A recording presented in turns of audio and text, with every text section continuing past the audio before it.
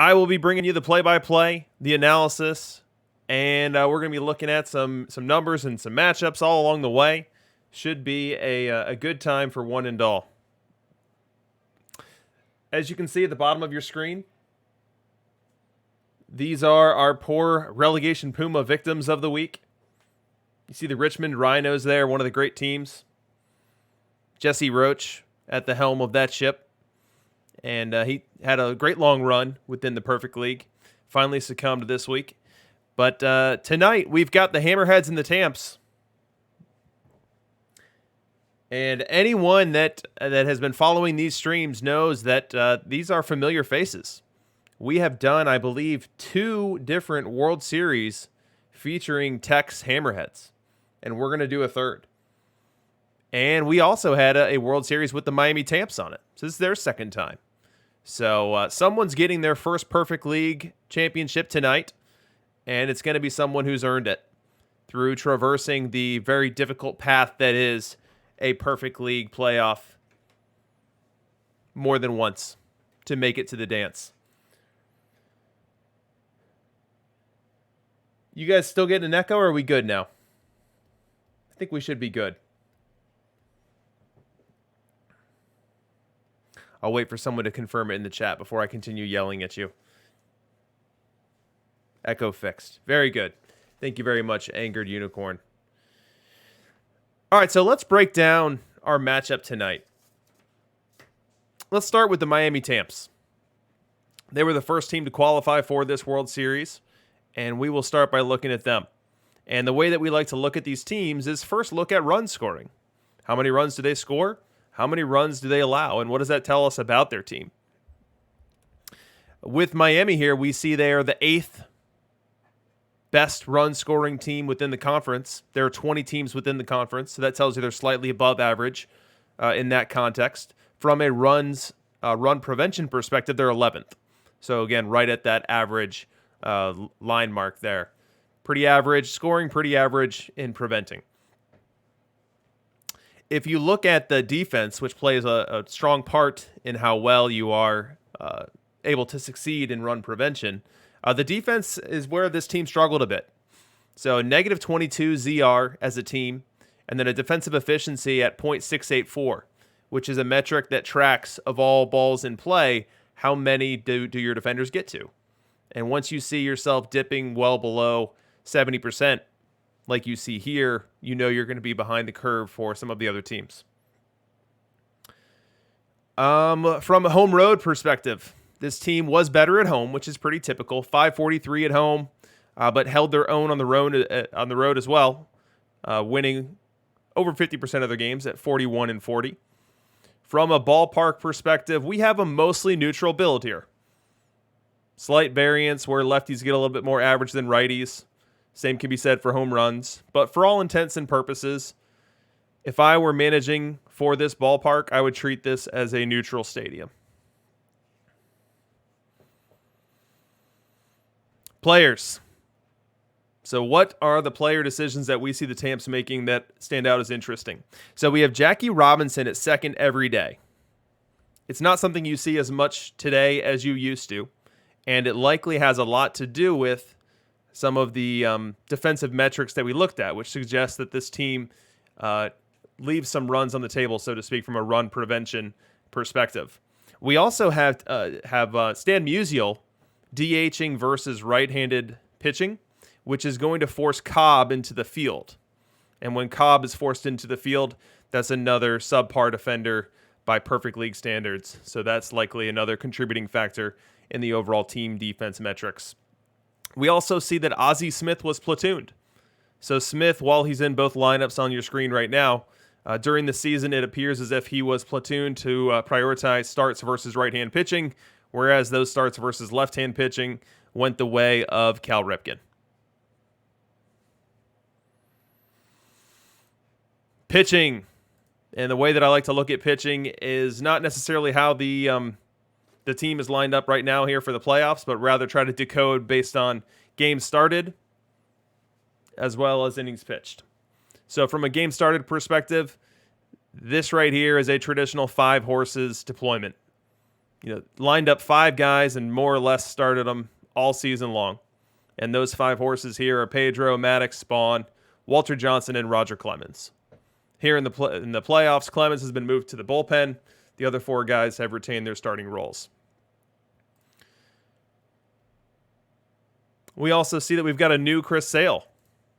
So a Chris Sale that did not log any innings this year for the Miami Tamps, and most recently was seen in another Diamond League for a different team, was purchased or procured here for the playoffs and has made 2 appearances, including 1 start. So we'll see if Chris Sale is a factor. In addition to Chris Sale, we have a Hal Newhouser special edition card that had a just dynamite season from an ERA perspective at 291. You see the whip was falling behind a bit there due to the walks. But a card that's definitely been a good card for this team for some time. You look at those historical ERAs, you have to love that production. And then from a holds perspective, lapping the field here. 15 with the next highest being 9. So that is interesting. Let's look at the path. So how did the Miami Tamps get to this point? First, they went through Max Fire. Max Fire's Topeka Defenders in the first round. One of the more talented owners within this game. Max Fire had the Tamps on the road, or on the ropes, I should say. Down 2-1 in the series, and then the Tamps win Game 4 and win Game 5 to earn their way into the division series when they had to run into no easy customer here in Marksman. Marksman, one of the better data keepers within the league. You see some of his flashy stats show up on your various Discord channels. And the Tamps were able to take them down in 5. And then waiting for him in the championship series was no easy matchup there with the Elysian Fields 9. And they win that round in 5 games themselves. So after getting past Max Fire in the first round, it's been somewhat smooth sailing for the Tamps and taking out 2 other excellent owners.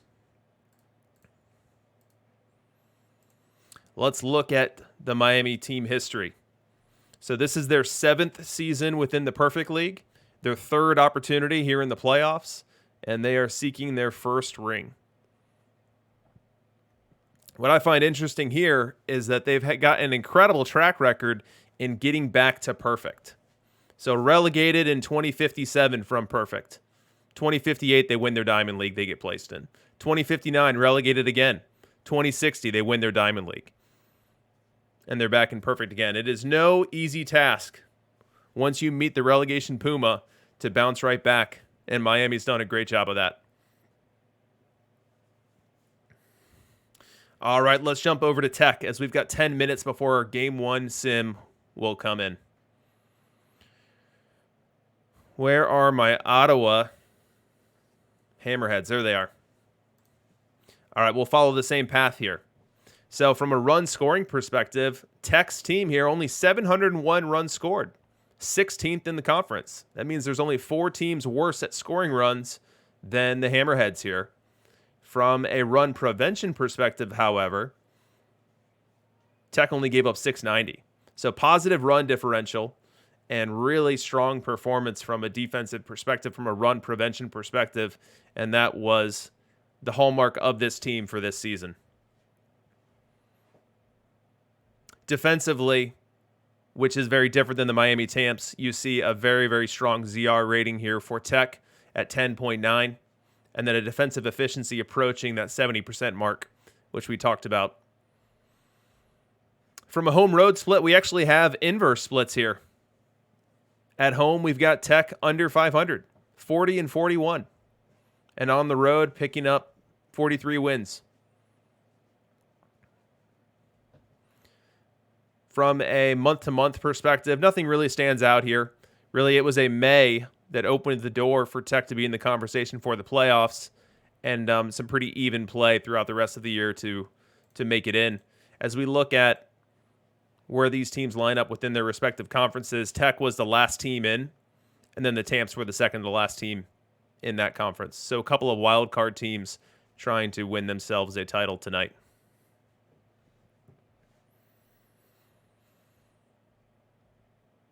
Let's go look at Tech Stadium.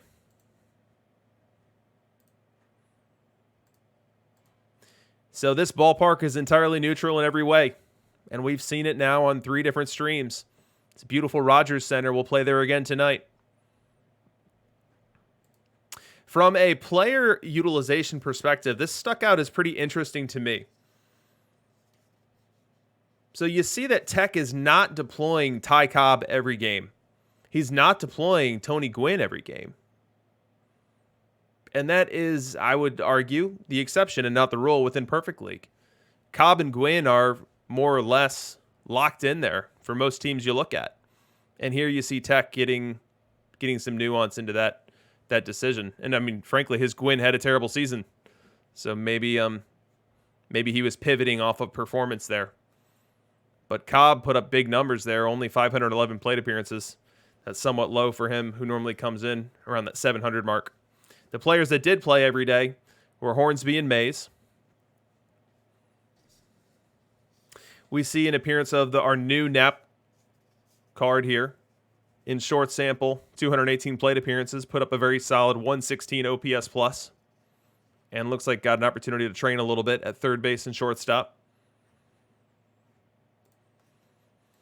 From a pitching perspective, similar to his opponent tonight, you see that the Hammerheads deployed a 5-horseman type strategy for the starting pitching.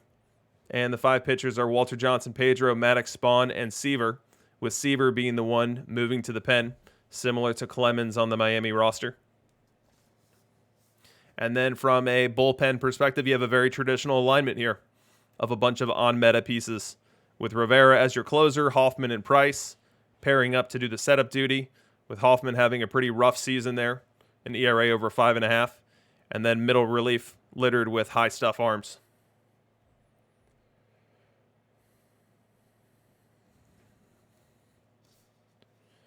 So let's look at Ottawa's path.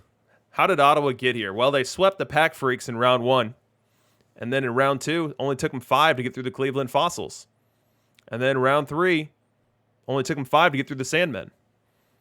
So on the right side of the bracket, we saw Miami experience little to no resistance after the first round. We see Tech flying through the left side of the bracket, losing no more than 1 game in any of the 3 rounds. And then from a historical perspective, Tech is no stranger. No stranger to these streams, no stranger to Perfect League. Here is your history.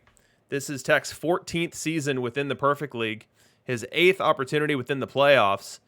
And Tech, correct me in the chat if I'm wrong here, I believe your 3rd appearance in the Perfect League World Series, and you are hunting for that ever-elusive first Perfect League World Series championship. So that is what we're looking at tonight, folks. We are looking at a couple of great teams, a couple of teams that have been here before, and one of them is coming down with their first Perfect League World Series win. Now, who is it going to be, and in how many games are they going to do it? It's time to pick your pony. Fire Red JP, yep, Tech was here last week. Fell down 3-0 in the series. Roared back to force a Game 7, but came out on the wrong end of that one. As we look in the bottom right corner at our matchup analyzer, in this real estate here on the screen, you will have statistics to look at all broadcasts long tonight.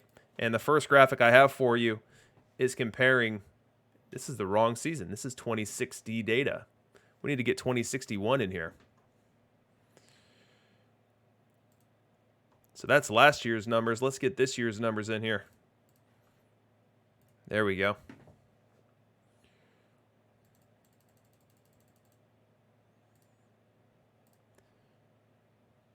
There's Miami. There's some more Miami. Ottawa and Ottawa.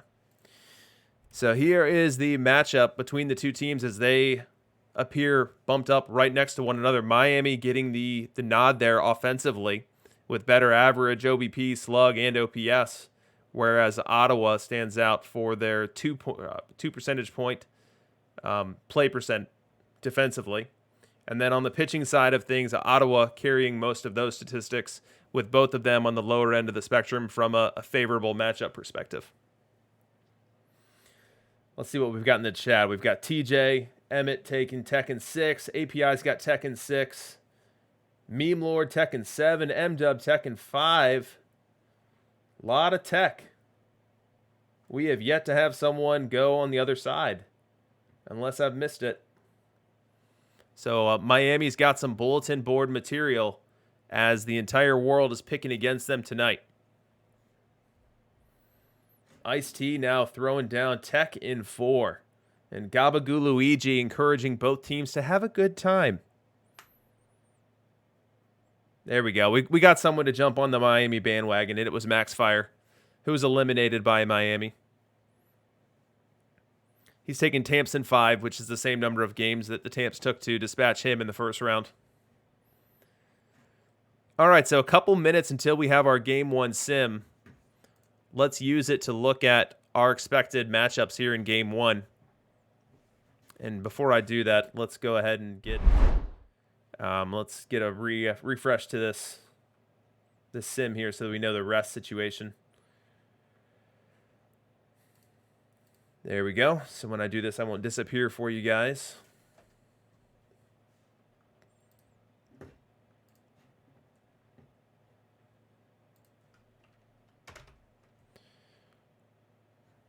All right, I've got the right sim number. Let's load it up and see what we're looking at before this Game 1 sim comes in. And if anyone is out there watching football alongside this, let me know if and when the Bears score and are able to get themselves back into that football game.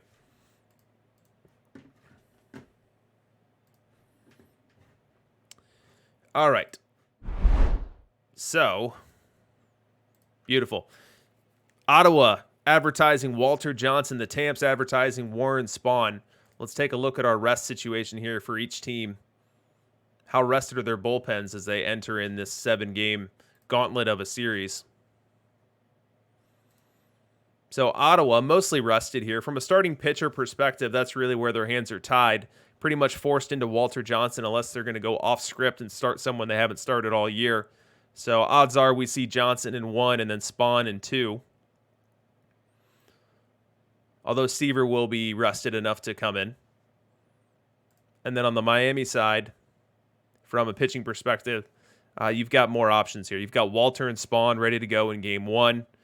Maddox would be added to that equation for Game 2.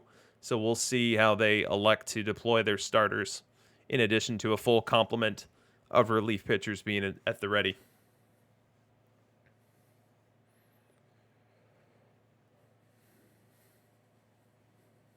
Whale King predicting a 4-game sweep. Not picking a side, though. I'm noticing that he's not picking a side.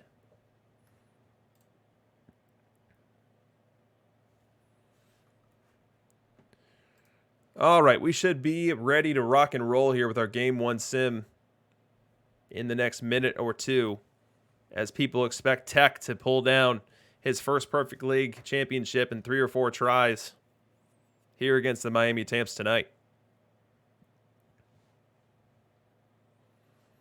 Let's watch to see if that Miami Tamps suspect defense comes into play.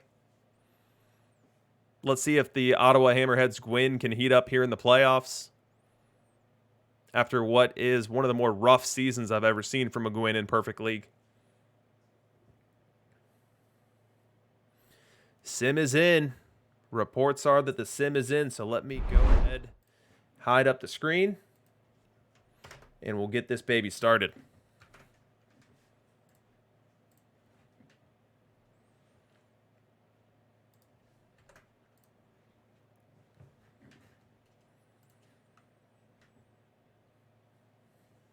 Max Fire, the scars of your Willie Mays defensive replacement error will never heal. And I feel for you, buddy. I feel for you. Big time.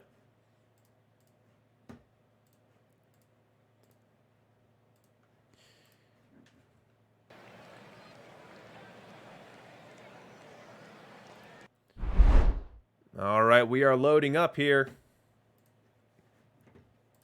And it is time to get started. Your 2061 World Series is on now. And we start the game with the Tamps' Warren Spahn on the mound. And boy, does he have a tough task ahead of him. Look at the lineup that he's going to be working into on the Hammerheads. This lineup has, count it, 7 right-handed batters, a switch in Ozzie, and then Gwynn. So no Ty Cobb as we start game 1 here. We will go ahead and introduce a new matchup analyzer here for those that haven't seen the stream before. This is what's going to break down our pitcher and hitter matchups. We'll go ahead and load it up so you can get familiar with it. So you see Warren Spahn, and I'm choosing the split starter here. So these are the observed statistics for Warren Spahn within the perfect league over the past 3 seasons, the last 3 weeks. And same can be said for Ricky Henderson here as we look at his split versus left. Let's get this game underway. Henderson's worked a full count here to lead off the game versus Spahn. Spahn definitely... Oh, and look at that. That's a high, deep drive. Deep left center. Gone! We start off this 2061 World Series with a bang as Ricky Henderson goes 434 feet to deep left center. Make it 1-0 Hammerheads on the 6th pitch of the game. 2 batters later, and the story's not improving here for Warren Spahn. He's put Jackie and Hornsby on base, and now faces Hank Aaron. Hank Aaron, one of the more dangerous hitters in this game, especially when you're able to line him up against left-hand pitching, which the split in the bottom right hand of your screen shows you now. A dangerous 883 OPS versus left-hand pitching for Hank. The pitch. He gets into that one. Deep right field. Gone! Oppo Taco for Hank Aaron. And before the Miami Tamps fan base has even settled in their seats, they're staring at a 4-run deficit in game 1. Still in the first. This is Warren Spahn's 7th hitter, and he's retired exactly 1 of them so far. And he goes to work on Tony Gwynn now. The pitch. Gwynn gets into that one. Deep right field. Around the foul pole and gone. 6-0 Hammerheads.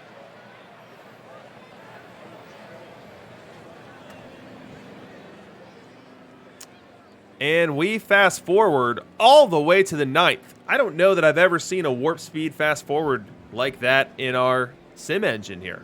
We literally just went top of the 1st to top of the 9th. And in the process of doing so, we see that the score has updated to 8-0. And we see that the Miami Tamps are still searching for that first run. They're not going to get it here, as this is another highlight for the Ottawa Hammerheads, as they have their Roy Campanella batting against a relief Bob Gibson. Wind in the pitch, and he gets into that one. Deep right field. Are we doing it again? We are. Roy Campanella takes it out to right, giving the Hammerheads 1 run for every inning of this ball game. Make it 9-0. They'll go ahead and get 1. Get a little sugar on top there. Make it 10. And we go bottom 9, and Walter Johnson faces Ty Cobb. A fire Ty Cobb, as you can see in the lineup card.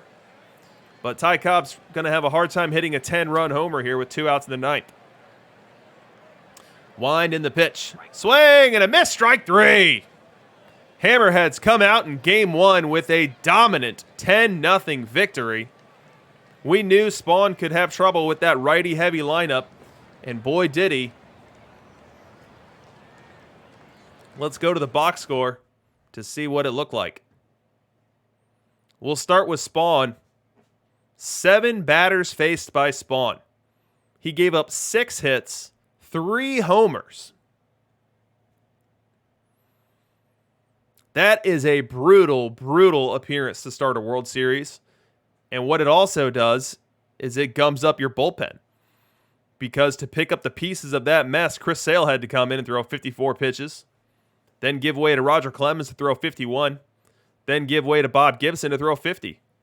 All 3 of them now will be off the board for Game 2.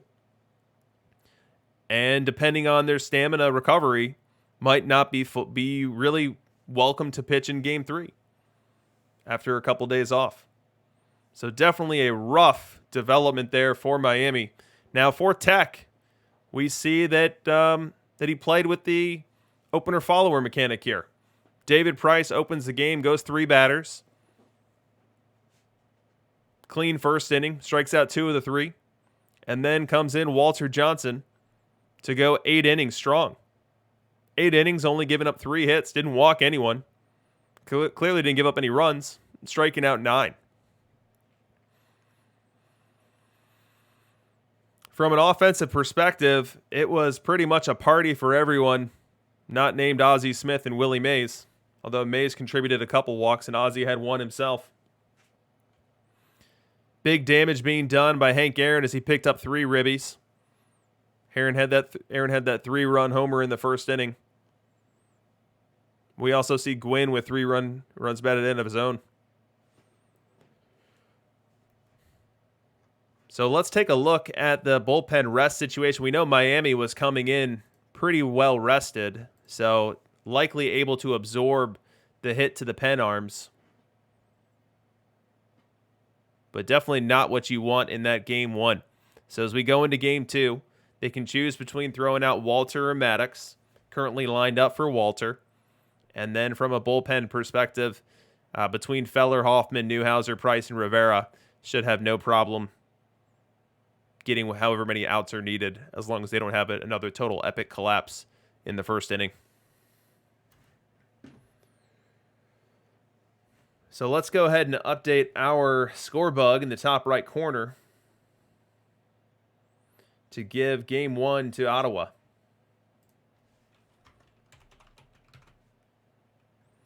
Ottawa wins Game 1 on the road, steals home field advantage. Now, both teams do play in neutral ballparks, but you always prefer to play at home. Let's jump over to Ottawa. Given that they were able to get through the entire game with just David Price going in the first inning and Walter Johnson the rest of the way, the bullpen is very well rested as we look at a Warren Spahn start for Game 2. So Spahn versus Johnson, which is the inverse of what we received in Game 1, Johnson versus Spahn. We'll see if fortunes shift here or if we get more of the same. As we look at the lineups one more time, we see that Miami threw a bunch of left-handed hitters, so that leads me to believe that this was the utilization of the perfect team opener-follower mechanic here. And just a 3-batter face max, or oftentimes when you use the opener-follower, if they get through the first inning, they won't bring them out for the second. So they'll just leave them down and bring up your follower. 5 minutes from the Game 2 sim. So we had people showering the Hammerheads with love in Game 1, or before Game 1, as they were predicting the outcome of this series. And Game 1 did nothing to dispel that support. It also did a lot to open up the ballot box for people that could be in position to win a Perfect League World Series MVP. Walter Johnson picking up a win in dominant fashion. A bunch of hitters coming up with some big production numbers. Chuck8403 in the chat saying that should count as 2. 10-0 Game 1 wins. If you lose by double digits.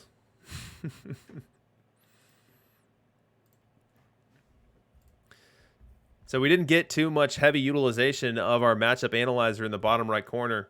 Let's go ahead and use one of our other visuals here to show you some statistics from the week that was within Perfect League. So this right here is a list of the top Perfect League hitters from this week, specifically 2061. Last week we had Rogers Hornsby actually as the highest performing bat in the week. This week Hornsby drops from first to third as Ty Cobb takes down the crown this week, and Wade Boggs is right behind him. Right behind him at 15. And looky who's showing up at number 4.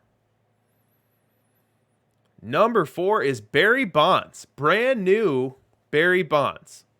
Now, let me get the caveats out of the way before people run to the auction house and throw perfect points around like they're crazy. This was a short week. So Bonds came into this week on Thursday night. Did not play full season. So even though we got 2,500 plate appearances there, that's not like 2,500 plate appearances in another week, or in a week where he was available at the beginning. As there's still somewhat of an unknown way that the game accounts for new cards being added as it relates to the baseline. And we have in the past seen cards look either extraordinarily good or extraordinarily bad in their launch week and then turn out to be something other than that. But as far as how good Bonds looks right now, you couldn't expect or ask for anything more than being the 4th best bat in perfect league in short sample. We also see the new Lou Gehrig card. So the new Lou Gehrig card comes in at number 9. He got less play. It's only 1,460 plate appearances. But really showed up in a good way with a bat value of over 6. Let's break this down by splits here. So let's look at top hitters versus right. And this is where Cobb really shines. Bat value well over 24. Just dominant. Superhero. Scales down from there with Boggs still being in second place. Ted Williams, face of the franchise, for the really strong week. Speaker. Old Tris Speaker, been around forever, been part of the meta forever, not going anywhere. 14 bat value versus right-hand pitching. George Brett, really strong. Underutilized George Brett. And then from there, Gwynn, Bonds, Gehrig, and Connor. Connor dropping big time. I want to say Connor was top 3 last week in this. And now let's look at the versus left. So Hornsby returns to the top here. In most weeks, you're going to see Hornsby as the number 1, maybe all weeks when we look at this split, the versus left split. But we see Hornsby and Aaron and really Mays with dominant performances here. And then DiMaggio, Henderson really strong. Henderson stronger than usual. You don't normally see him up above 12. And then cascading down from there, you have Ripken and Campanella. Our first left-handed bat shows up with Wade Boggs, with a still very impressive 5 bat value there.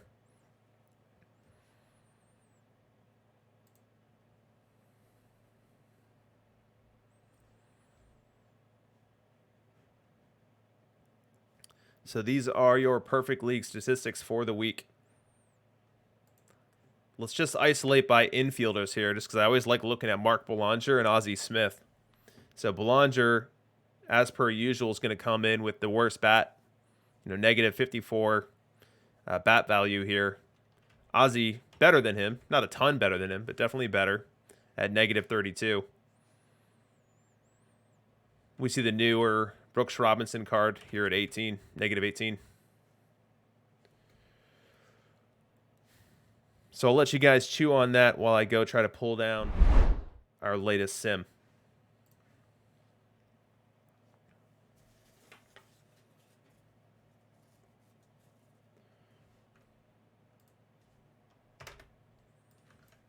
If you're the Tamps, you need to look at this game too as a must-win game. You don't want to lose both games at home to start a series and then have to go on the road. Perhaps that effect is mitigated somewhat by the fact that both home parks are neutral. But you definitely don't want to start down 0-2.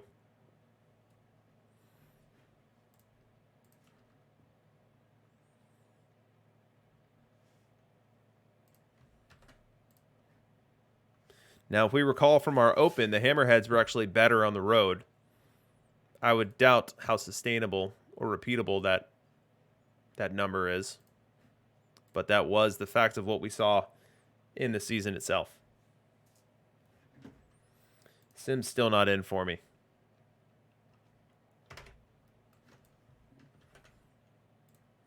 We're expecting another Warren Spahn versus Walter Johnson matchup. The first one had wildly varying results. We'll see what the second one holds.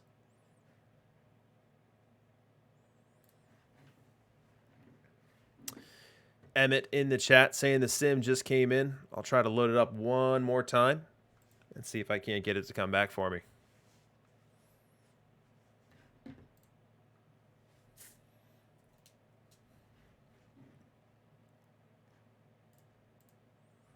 And there it is. Let's load it up. Let's go to game 2. A rematch of the starting pitchers for game 1. Will we have the same outcome or will we see something different?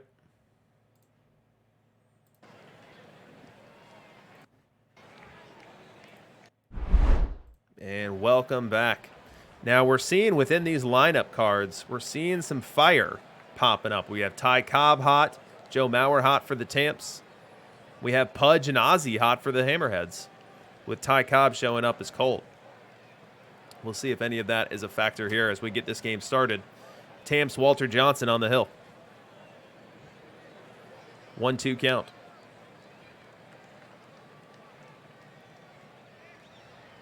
Wide and the pitch. Swing and a miss. Strike 3. Icy Cobb starts the game off with a swinging strikeout.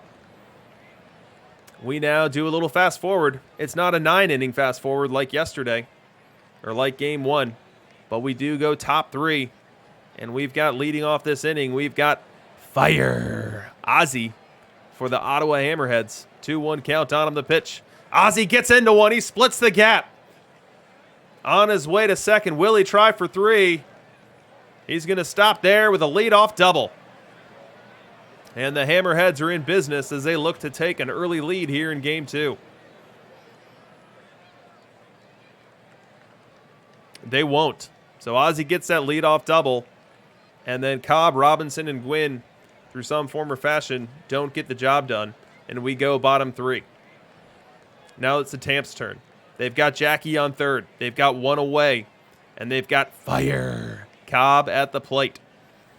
Let's use our matchup analyzer here to see how well Ty Cobb hits left-hand pitching imperfectly. There's your split. We got Warren Spahn versus left, Ty Cobb versus left. Ty Cobb, a near league average bat. 2-2, the pitch. Gets into one, hits it to center. Playable, but deep. Tagging is Robinson on his way home, and he'll score. He beats the throw, making it 1-0 Tamps here in the third. We go top 6. Still in the game. Working on a shutout here is the Tamps' Walter Johnson. He's got a tough customer Cobb here leading off the 6th, and he's got him down on the count 3-0. And he loses him. A leadoff walk for Cobb. Cobb, a great base runner. A threat to base steal. And now he represents the tying run for the Hammerheads as Jackie Robinson steps into the box. The pitch to Jackie. Grounder to second. Over to second. 1. He'll hold it there. Unable to complete the double play as Jackie Robinson, fleet of foot himself. We go top 7. And we've still got our pitchers duel rocking here. Let's load up this matchup as we are getting down to crunch time. The matchup shown here is Walter Johnson versus left and Ken Griffey Jr. versus right.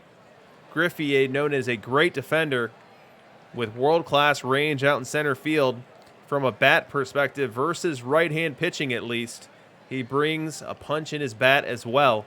As you see, his slugging percentage of .437 stands out as his strong metric in his profile. 2 outs and nobody on for Griffey. Might be looking for a fastball here to tie it up. The pitch. Lines it down the left field line. It's going to go to the wall. Griffey on his way to second. Throw will be late. It's a 2-out double for Griffey. And it's going to bring up fire. Pudge. Pudge now bats versus Walter.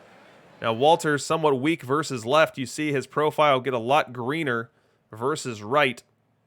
And then we'll go ahead and locate Ivan Rodriguez. Rodriguez, known for his excellent catcher ability, known for his excellent ability to control the ground game, not known for his bat, especially versus right-hand pitching. Tough triple slash of 218, 256, 356 put into this critical moment here, but he has worked himself a 3-0 count. The pitch. He walked him. Fire Pudge works a walk and brings up Fire Ozzy. And Ozzy is going to be pinch hit for. So we're taking Fire Ozzy out of the game, and we are bringing in brand spanking new Nap.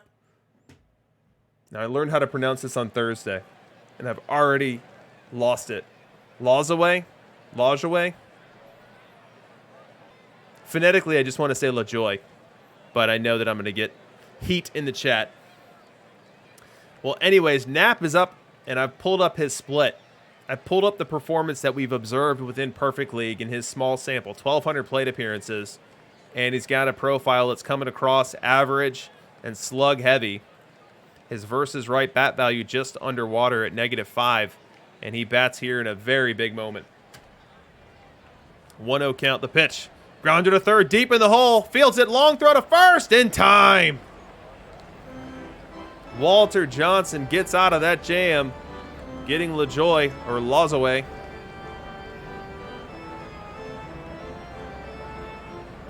LaJoy. Nap-L says Hitman. Nap-L sounds pretty easy to recite. But Walter Johnson gets out of the jam as he gets Nap to ground out to third. Tough play, but able to make it. And we now go bottom 7 as we hear some take me out to the ball game. Spawn still in the game for the Hammerheads, and he faces Ozzie Smith here. DiMaggio aboard, and Ozzie Smith gets into that one. Hits it into the corner.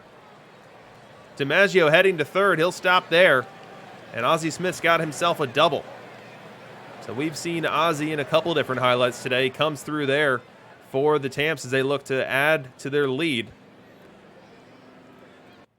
Warren Spawn versus left we'll put into our matchup analyzer, as we will with Joe Mauer. Joe Mauer, a good hitting catcher, but does most of his damage versus right-hand pitching. As you see, he really does struggle versus southpaws. Only a 198 batting average. He bats here with the infield drawn in, which will help any hitter. Infield not only drawn in, but shifted to the strong side. Spawn to Mauer, the pitch. Mauer lines it through the left side. 1 run will score. Around third is Ozzie Smith. He's going to score without a throw. Make it 3-0 Tamps here in Game 2. Top 9 now. Tamps on the doorstep of taking this one down. 2 outs, 2 strikes. Walter Johnson still on the hill. Now, we saw Walter Johnson with an outright dominant performance in Game 1 for the Hammerheads versus the Tamps. And it appears as if we've gotten that exact same performance in Game 2 for the Tamps versus the Hammerheads. Now, Willie Mays to the dish. We'll show you the matchup here. 1-2 count. Mays needs to reach to give Griffey a chance to reach as well, to try to push this one into an unlikely last-minute comeback. The wind and the pitch. Swing and a miss. Strike 3. Tamps take Game 2. Make the series 1-1. Let's break it down in the box score and see what happened.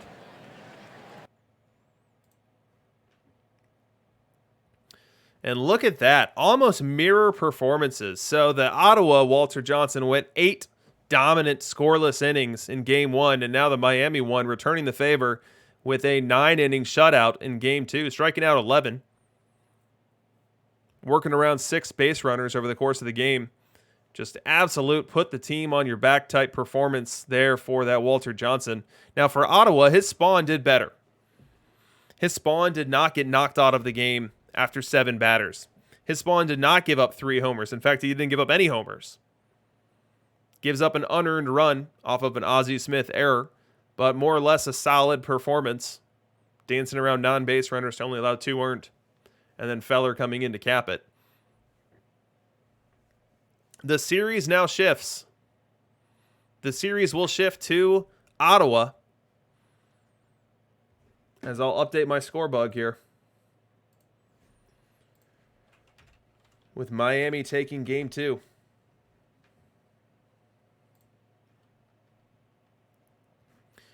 Now let's remember that Ottawa was better on the road than they were at home. We'll show you those numbers again. 40 and 41 at home. 43 and 38 on the road. They're looking for at least 2 out of 3 as they come home here and probably dare to dream of taking all 3 and being able to crown themselves a World Series champion without having to travel back to Miami for Game 6.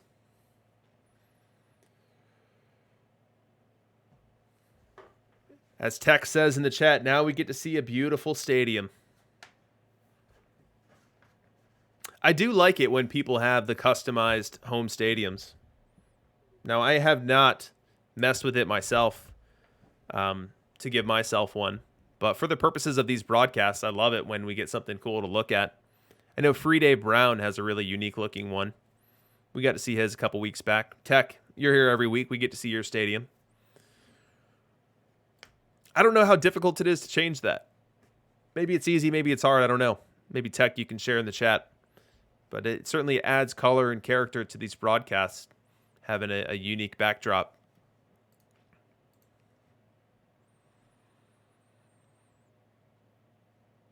So 2 minutes from now, we'll have a sim. It's going to be an off-day sim. So we're 17 minutes from our Game 3 sim. And we're looking at a matchup of Maddox versus Maddox.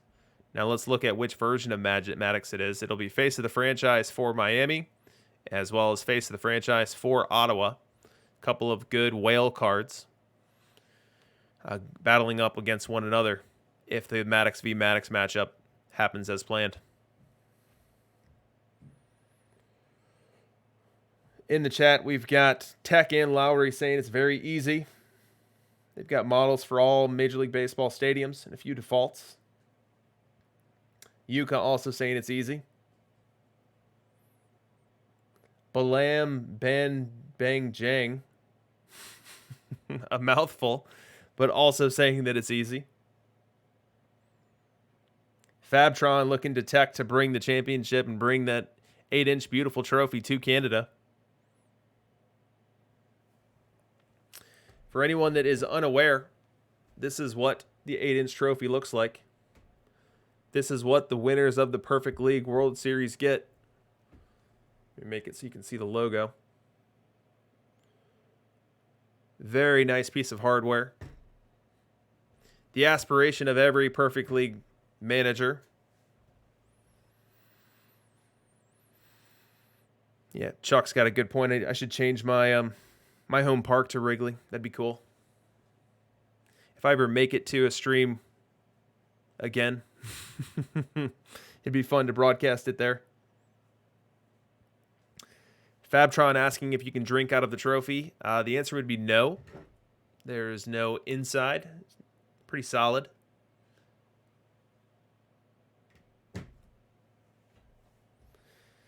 Let's hear from some champions within the chat. Who won their Diamond League? And maybe most importantly, who won the series between Highland Deer and Mac Jacks in the DLL Challenge? I'm actually dying to know that. So for anyone that was unaware, DLL welcomed in non-DLL members this week because DLL has never been won by a random, never been won by a non-DLL member in the 30 weeks of its formation. Oh no, King Julian did it. In the first week of welcoming in challengers, King Julian takes it down. So he won the challenge. King Julian came into DLL and he conquered it. He beat me in the playoffs today in 5. So I matched up with him. I was the second wild card. I won my wild card game. And then I find myself matched up with King Julian. And I think it went, he took game 1, I took 2. He took 3, I took 4. And then he absolutely blew me out of game 5.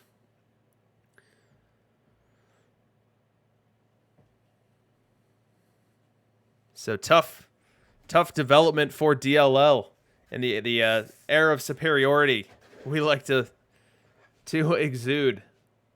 As the first week of the challenge, someone comes in and knocks us off. So we've got Sean winning his gold league. Congratulations.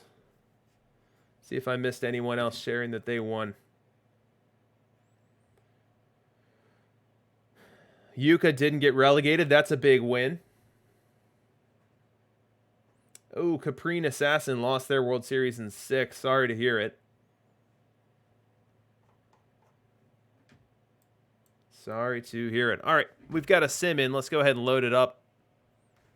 It'll just be an off day, but when we get back, we can look at some more Perfect League stats.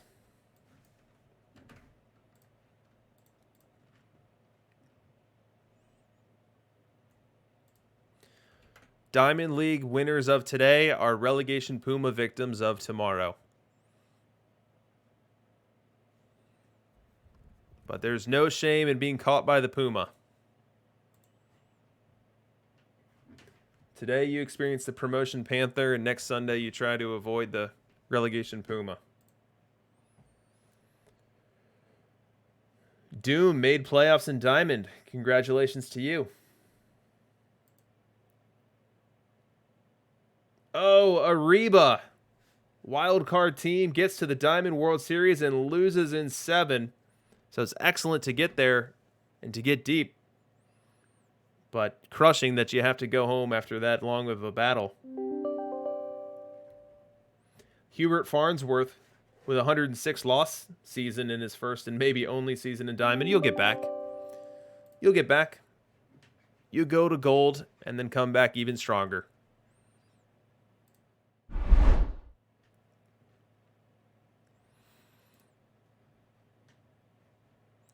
All right, we can do some more statistical digging around here in Perfect League data. So as I shared, these were the top hitters. Let's look at the position by position. So we'll start with catcher. So overall, you've got Maurer as the best hitter, which isn't a surprise. He's left-handed, so he's going to get to face more right-handed pitching, which is going to float up his ability to get those favorable at bats to push his statistics up. And the reason I say that, or what I'm getting at there, is that when a lefty starts and you have Campanella in the game, the moment that lefty leaves, 8 times out of 10, maybe even more than that, a right-handed reliever's coming in. And so Campanella's third at bat, fourth at bat, if he gets 4, in most games is going to be versus that same side, versus that right-handed pitcher. Whereas Maurer can go many games facing only righties. So it's easier for a left-handed platoon bat to have a higher percentage of favorable plate appearances than it is for a right-hand bat. So besides Maurer and Campy really at the top of this list, you've got Johnny Bench and Pudge in a similar spot there. I would argue that if you've got both, Pudge's defense is better than Bench's and their bats are similar, so Pudge would be the play. And then this week we had a rough, very small sample of Ted Simmons. In past weeks when we've had more data on him, he's had a much better performance. I wouldn't say above Maurer, but normally between Campanella and Bench here. Waddy is long simming as we speak in Diamond 362.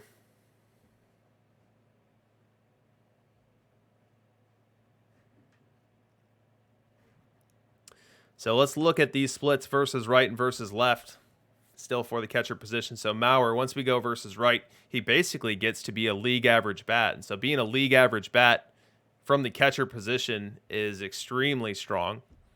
And that's why you see a lot of teams that run lefty-favored parks love themselves some Joe Maurer in the lineup as another bat who can wreak some havoc. Let's go versus left, and we see Campanella. Not only does he get to league average, but he gets above it. So 6 bat value on Campanella. Now, the difference between Campanella and Rodriguez is mostly in the ground game. So Campanella is an excellent defensive catcher, but Pudge has a stronger throwing arm.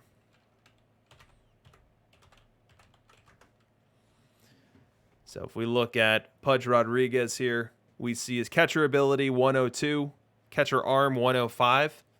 So catcher ability is going to help him with run prevention, stealing strikes for your pitchers, doing whatever is done within the engine to have a minor impact on your pitcher's overall earned run average.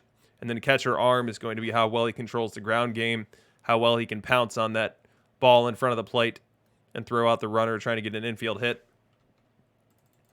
So 102, 105 here. We pull up Roy Campanella, and you're looking at 180. So yes, 2 points of catcher ability do have an impact, albeit a small one. The big delta between Pudge and Campanella is in the catcher arm. So when Ricky Henderson is stealing bases, Pudge is going to have a much better chance of throwing him out than Campanella will. And the same could be said for other cards that steal within the game. Your Tris Speaker, your Ty Cobb. Pudge is going to be able to control that significantly better than Campanella will. Maine Whiskey Tango wins Diamond 352. Congrats to Maine Whiskey Tango. He and I tangled on one of my very first Perfect League World Series streams. It was the first time I ever streamed and played at the same time, and definitely was not my best work. Maine Whiskey Tango dispatched me in 6 games and won himself a Perfect League World Series. Yeah, T-Chuck talking about Honus Peak. I'm still searching for that Honus. There aren't that many of them out there right now, and I think that one hit the auction house this weekend, went rather quickly, and went for a pretty penny.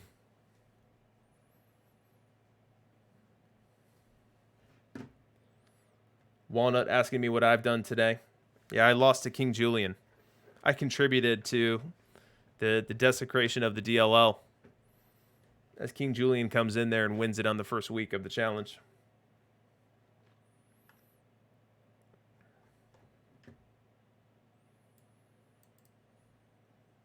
Fabic asking if we know if catcher ability affects the frequency of stolen base or stolen base attempts, or is that more a function of pitcher hold rating? I don't have an answer for you. I don't know at all. That's a good question. Maybe someone's played with that or sandboxed with that a bit. I'm guessing API probably has because he's sandboxed with just about everything. 6 minutes from our Game 4 sim. Let's take a look at first base and DH with our Perfect League data here.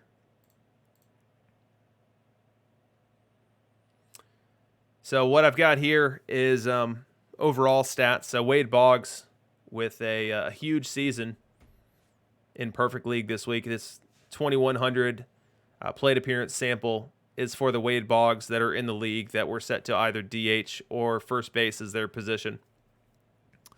Behind him, you had Hank Aaron and Rogers Hornsby. And then Connor, I told you before, Connor was the 3rd best bat in the league last week in Perfect League. He dropped down some this week, right after I was on stream on Thursday talking about how he's been holding off someone taking his job for a long time, apparently feeling the pressure a bit, and sunk down a touch there. You see Gehrig right behind him at 6. And let's break this down versus right and versus left. So versus right, Wade Boggs picking up a lot of that baseline from a bat value production perspective. 27 bat value. We see Gehrig comes in at 2nd at 12.8. Connor right behind him. And then Cap Anson. I mean, this number might seem low here, but this is a versus right split. And it is hard to find hitters that can go up against their same side pitcher and perform. And that's why Cap Anson is still a favorite among those running righty parks.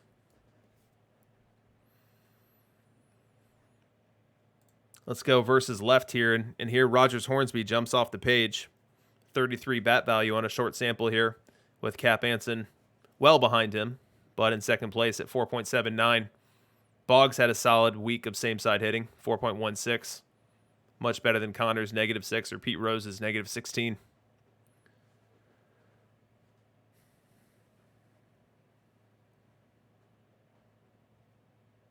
API in the chat saying the catcher arm has a big effect on stolen base attempts.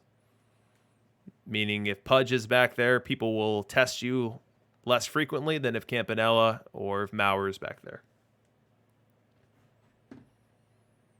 Looks like Kidneys was saying that as well.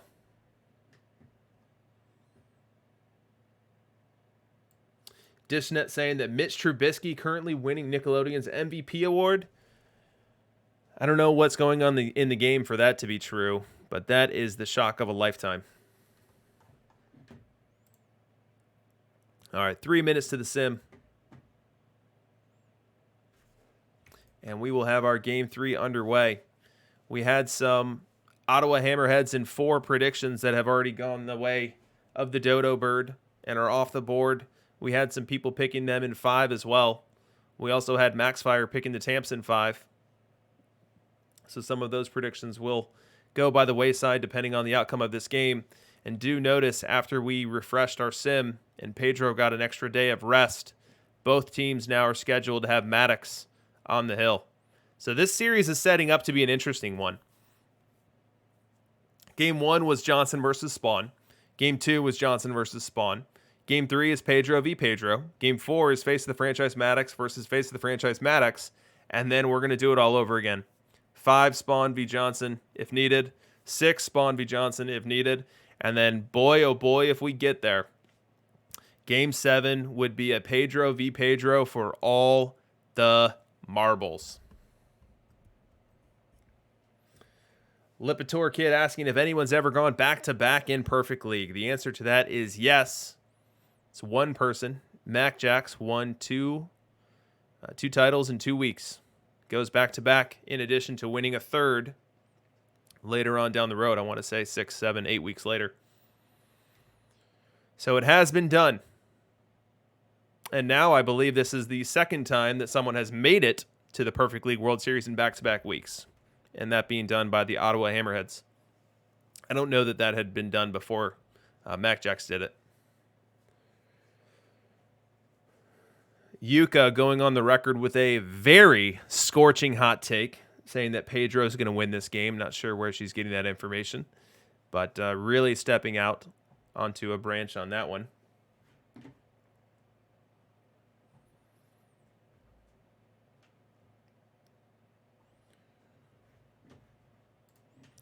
We are simming in 1 minute. Pedro v. Pedro.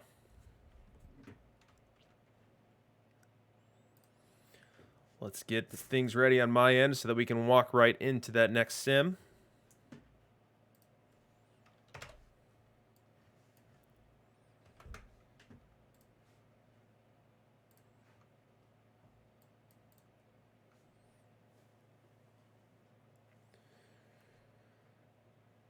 Yuka, if you're predicting that I'm going to win the Perfect League World Series, you're going to be wrong until I get back there.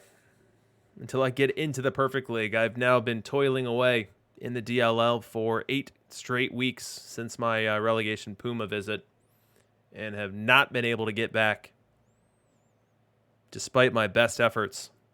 I was putting on the hardcore pseudo micro cheese in my series versus my wildcard game versus MK Sen, as well as my playoff round against King Julian.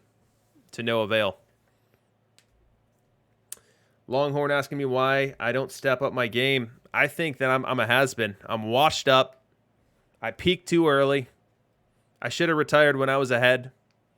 And now you guys are just having to witness a pitcher that's lost his fastball.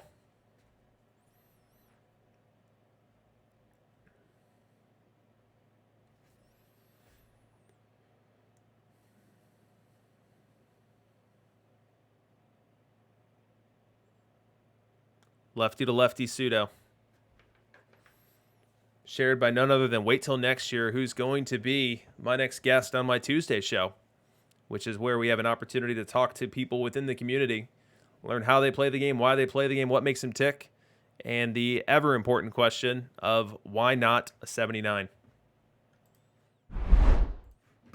All right, let's load this baby up. Let's get to game 3.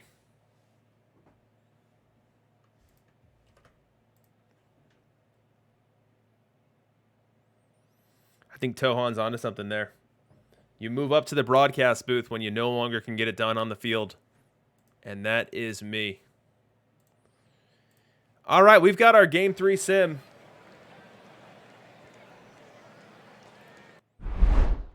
Fabic, those who can't talk. Oh, and look at that. We've got our beautiful ballpark again. It's Tech 15's beautiful rendition of the Rogers Center.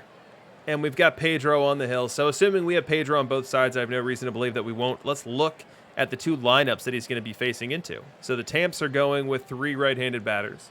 The Hammerheads going with 4. Really one of the big differences there is that the Tamps are choosing to go bat with Mauer, whereas the Hammerheads choosing to go glove with Pudge Rodriguez.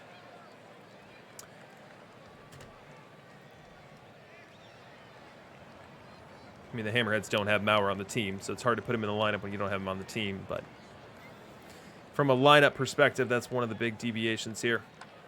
We start off this game against Jackie Robinson, and Jackie laces a single to left. And so immediately the Hammerheads will face a runner in scoring position here, as Jackie's now on second, and we bring Cobb to the plate. Because we've got Pedro on both sides, let's go ahead and flash up the numbers for how well Pedro performed as a starter over the past 3 seasons. We look at our matchup analyzer here. We see that his FIP is a full .4 better than league average. WHIP significantly better as well. Strikeouts per 9 above league average. Walks per 9 below it. Homer per 9 below it. As far as finding a single starting pitcher, you can't really do much better than Pedro Martinez. And both teams are relying on him today to give them a 2-1 series advantage here. He pitches to Cobb. He laces one up the middle. Base hit. Robinson to third. He won't stop there. He'll score without a throw. And the Miami Tamps have taken an early lead here in Game 3. We go bottom 1. Time for the Hammerheads to answer. And they'll turn to Roger Connor to do so. Roger Connor, one of my favorite cards within the game, will bat with runners at the corners and 2 away. He's worked himself a 3-1 count. The pitch. They walked him. The bases are loaded for Willie Mays. We'll load up our matchup analyzer. We see that this matchup favors the pitcher, but definitely a very high leverage moment. A lot on the line here with the bases juiced. Full count, runners in motion. Pedro versus Mays. The pitch. Fly ball center. Playable. In comes Mays, makes the grab, and that will end the threat here in the first and keep the Hammerheads off the board.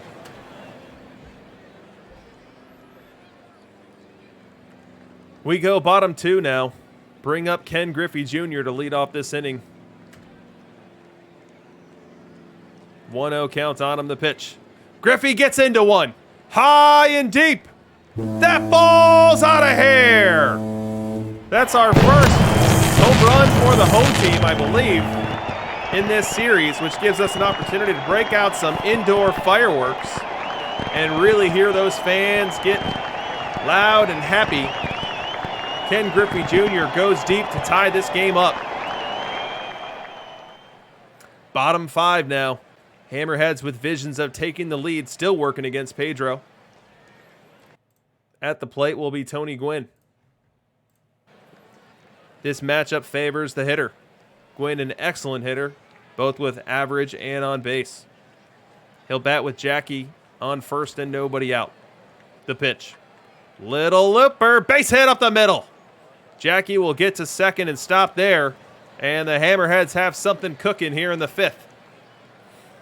Bring up Rogers Hornsby, one of the most dangerous hitters in this game. Definitely does more damage versus left-hand pitching, but certainly can hold his own versus right. He bats now with nobody out. The pitch. Gets into one deep to right center. Should be playable. Robinson will tag on his way to third. And he makes it without a throw.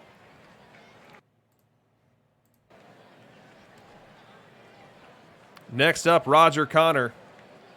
Second time in this game, he's come up in a big spot here in the bottom of the 5th. We've got an infield shift on him here with Smith on the wrong side of second. They'll play for Jackie at the plate. Infield is drawn in. The pitch. Fly ball center. He's going to be playable, but very deep. Should score the runner. Jackie will tag on his way home. No throw, and we have a lead change in this one. Game 3 sees the Hammerheads grab a 2-1 lead in the bottom of the 5th. We now go top 7. Top 7, Pedro still on the mound, facing Roger Connor. 2-0 count. Wind in the pitch. Loops a base hit to right. Connor leads off the top of the 7th with a single as the Tamps look to even up this game. Next batter, Willie Mays.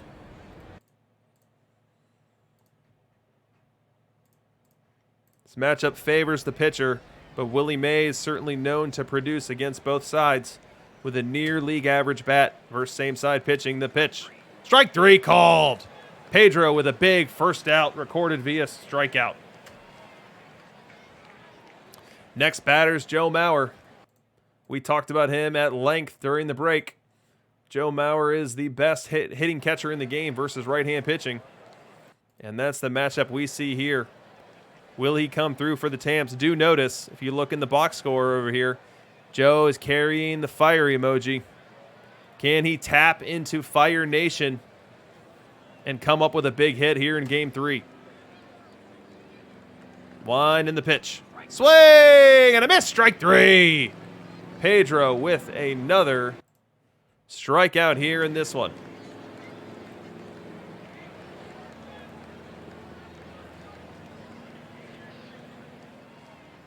We go top 8 as the Tamps unable to capitalize on that rally there in the 7th. Into the game comes David Price, pitching for the Hammerheads, and he'll go up against Jackie Robinson to lead off this inning before having a couple great matchups with Gwynn and Cobb to follow. We'll bring up David Price's numbers. Price, one of the more dominant bullpen arms in this game, especially when you're able to match him up against same-side hitters. He'll start off with a righty.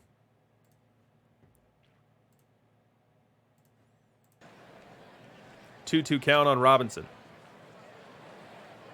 Wind and the pitch. Fly ball center. Playable. 1 up and 1 down. He dispatches Gwynn with no problem and is now working on Ty Cobb. Very tough matchup for Ty Cobb here, as you can see in your matchup analyzer. David Price is straight butter versus left-hand hitting. Ty Cobb, one of the greatest hitters in this game, but certainly has his hands full here with Price. 0-2 count. Wind and the pitch. Swing and a miss. Strike 3. Hammerheads strike their way out of the 8th. And then we go now to the 9th. Another pitching change. David Price gives way to Mariano Rivera, de facto closer for many of the teams within Perfect League. And he will start off this ever so critical 9th with an ever so small lead against Rogers Hornsby. This first matchup tips to the pitcher, but Hornsby definitely a very dangerous bat. 2-2 count. Wind and the pitch. He gets into one, deep to center, but playable. Sliding over is Griffey, and he makes the grab. 1 up, 1 down. Next batter, Stan Musial. You see a very pronounced split, or a very pronounced shift there. As we will mess with the matchup analyzer to get Mariano Rivera versus L versus left, and Stan Musial versus right. Musial stands out for his slugging capability, and boy, do the Tamps need a little bit of that now. They'd sure love to see one end up in the seats here. 1-1 count to Musial. The pitch. Little dinker. Fielded off the mound. Throw to first in time. Mariano Rivera pops off the mound with a cat-like pounce. Grabs that ball, throws it to first in time. And now this game, and this series, this Game 3 now, goes down to Roger Connor.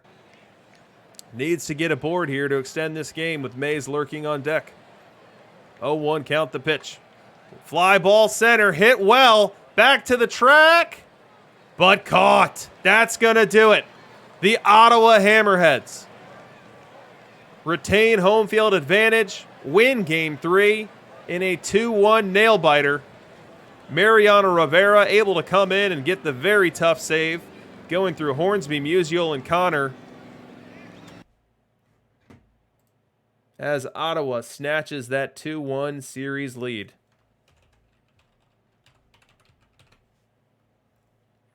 We update our display, and let's look at the box score as we're 3 minutes from our Game 4 sim. We'll start with Ottawa's Pedro. Ottawa's Pedro downright dominant. Did spray around 6 hits, but struck out 10 and 6 2/3, giving way to a dominant David Price, who goes 4 out, striking out 3. And then Mo came in, pitched to contact, and lived to tell the tale about it. 3 batters, 3 batted balls, and no danger. On the other side, we had Pedro feed it to Price as well, just didn't do so with the same level of efficacy. Pedro goes 5, gives up 9 base runners, only strikes out 2, and does indeed give up the homer that ended up being the difference within the ballgame. David Price came in after him, goes 3 innings, didn't give up a hit, only walked 1, kept the game where it was, but the damage had already been done, and the Tamps were unable to scratch across any runs since the first inning.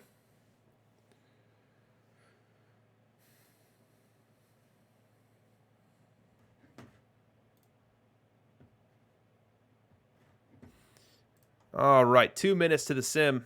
Let's see what we're looking at. We're looking at Maddox v. Maddox. Let's see if we have any sort of pen issues. I'm doubting that we do because we had such a low-scoring game and not that many arms pitching either direction here. So from an Ottawa perspective, really the only reliever in their pen that's off limits is David Price. And he just had that long outing there. Let's look at Miami. So with Miami, Clemens is likely rested. Yeah, you see 91% as a reliever. So Clemens is good to go. David Price off the table, but everyone else in play. So both teams really at full strength here for this Game 4.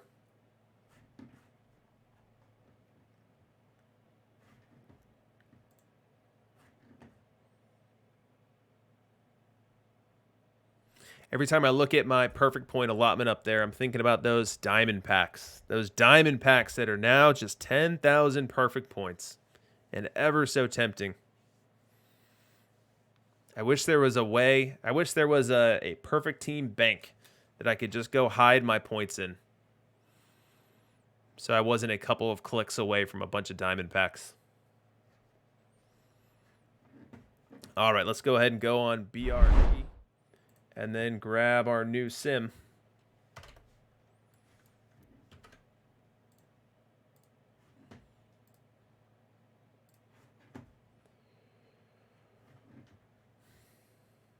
Wow, Tech saying he got 10 Ken Giles in 25 packs. Now that is about as unlikely an outcome as one could dream of.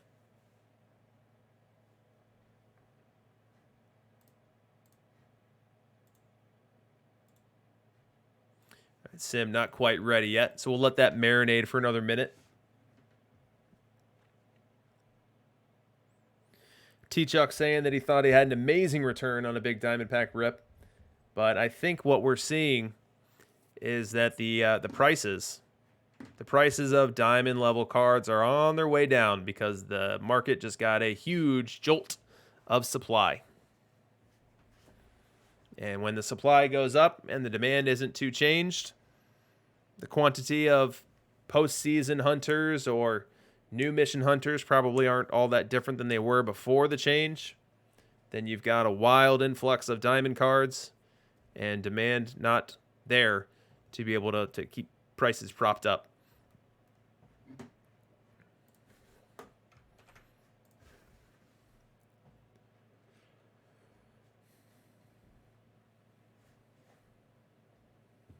Red Lady Nick with a great point. Pidge on our Thursday stream said that pack ROI was up to an estimated 80% ROI, and that will absolutely be short-lived as the market readjusts to new supply.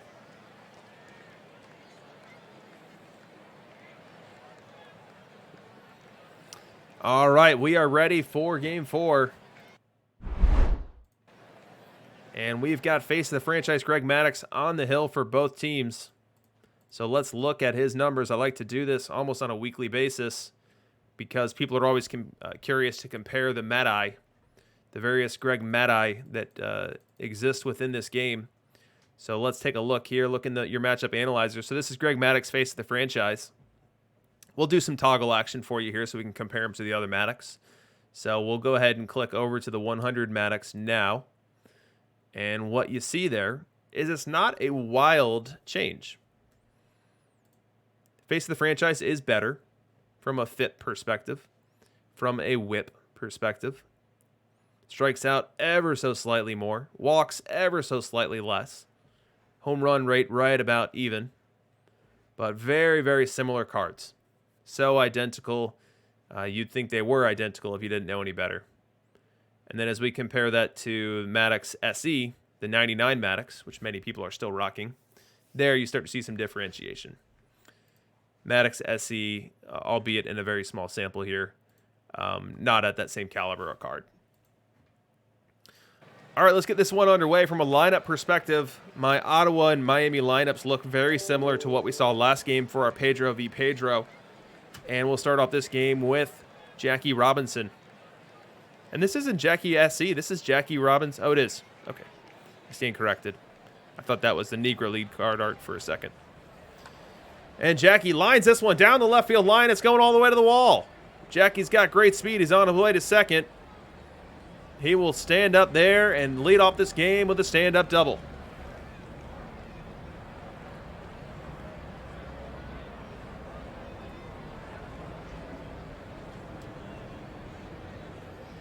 Jackie now over to third as he found his way to third after the Tony Gwynn at bat. And now Ty Cobb has the opportunity to drive him in and give the Tamps another very early lead here in Game 4. The pitch. Fly ball left center, not hit deep. Robinson will tag. He's on his way to the plate. Safe! Able to beat the throw of Tony Gwynn. Jackie Robinson showing off his wheels and giving the Tamps a 1-0 lead. The Tamps scored in the first inning of last game and never scored again. They will look to avoid that same fate here in Game 4. And they'll also look to protect this early 1-0 lead. As we're now in the bottom of the first, and Rogers Hornsby bats with Tony Gwynn on second base and 2 away. 1-2 count the pitch. Line drive, base hit to right. Gwynn to third. He's not going to stop there. The throw to the plate! Not in time! Tony Gwynn scores from second on a Rogers Hornsby opposite field RBI single, tying this game up at 1. Punch and counter punch. We now go top 4, and the Tamps are looking for more. We'll start off this at bat, or this highlight, with Ty Cobb versus face of the franchise, Greg Maddux. Ty Cobb, I'll show you his split there. Ty Cobb, the most dangerous bat in the game versus right-hand pitching. An OPS of 865, and he bats here with Gwynn on first and nobody away. The pitch. Little looper right field and down. Gwynn will head all the way to the third and get there without a throw, and the Tamps are in business here in the 4th. Next up, Rogers Hornsby. We saw Hornsby come through for the Hammerheads already within this game. And Hornsby will now look to do the same here for the Tamps. Runners at the corners, nobody away. The pitch. Down the left field line and down and fair. 1 run will score. Stopping at second is Ty Cobb. So station to station ball play there by the Tamps. Make it 2-1. Still batting here in the 4th. Now Musial gets out, and up comes Roger Connor. Matchup analyzer updated for this matchup here in the 4th. The pitch. Up the middle, base hit. Around third is Cobb. He'll hold there. And they're now loaded for Willie Mays. Big moment in this game here as the Hammerheads Maddux trying to keep this one under control, keep this game tight. And the Tamps looking to do just the opposite. This matchup favors ever so slightly the pitcher, As Maddox would love to get a tailor-made double play ball here. Willie Mays not fleet of foot. If he can get this one hit right at Ozzie Smith, he's out of this trouble and is on his way to the bottom of the fourth. Full count the pitch. Grounder to third and throw! 1 run will score. Hornsby around third. He's heading home. He will score. And now not stopping at third is Connor. He'll score and beat the throw. That's a 3 RBI bases clearing double by Willie Mays here in the fourth. That ball was scorched right down the line. I thought Hornsby had a play at it, but it gets by him, and the damage is severe. What could have been a double play ball ending the inning becomes 3 additional runs across the board, an additional strain on the arm of one Greg Maddox, face of the franchise. We now go top 6, and we've got a pitching change. And that pitching change is Steve Carlton. We haven't seen him yet in this series, so let's take a look at what one can expect from Steve Carlton. We'll just pull him up as a reliever. He's going to start this inning versus Rogers Hornsby. Now, Steve Carlton is absolutely lights out versus left-handed batters. Versus right-handed batters, his control profile leaves much to be desired. His movement profile leaves much to be desired as well. So that's really where he's most vulnerable. In this spot here, he's going to start off against a righty, but then get to face a couple of same-side hitters to follow. Full count on Hornsby. The pitch. Deep fly ball left field. Gone. Rogers Hornsby sends one into the night, giving the Tamps a 6-1 lead.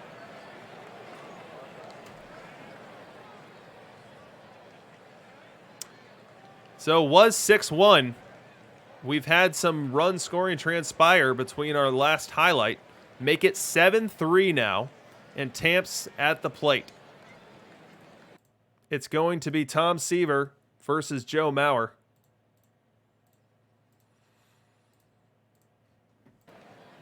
With 2 away here in the 8th. The wind and the pitch. Deep fly ball right field. Gone. Miami continues its long ball, and this game is now 8-3. Home run number 5 in the postseason for Joe Mauer, who's wearing that fire emoji and showing it off proudly. Top 9 now. Seaver's still in the game. Tamps looking for more.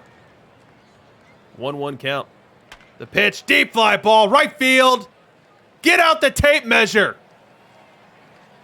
Jackie Robinson goes 385 to the opposite field, and the Tamps are just running it up now.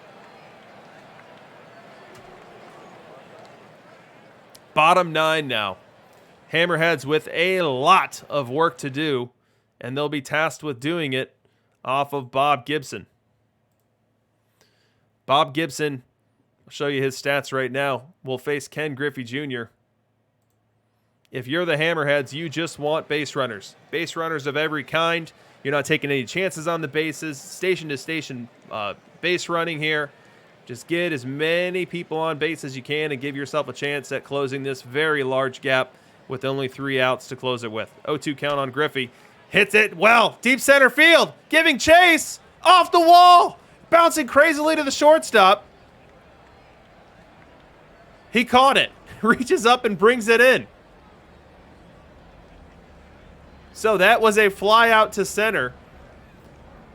Apparently a fly out and an immediate ground ball throw into the infield. As Mays caught it and threw it in the same motion. The ball cut off at short, but runner tags to third.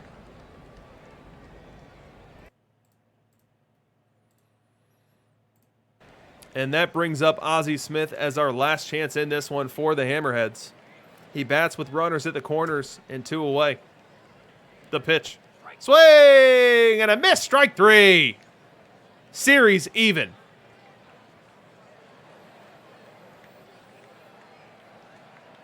A 9-3 victory leading to some wonderful interpretive dance out in front of home plate on the road. The gall of the Tamps to really rub it into the Ottawa faithful. We'll see if that's a factor heading into Game 5. We'll open up our box score as I update our score bug in our top right of our corner.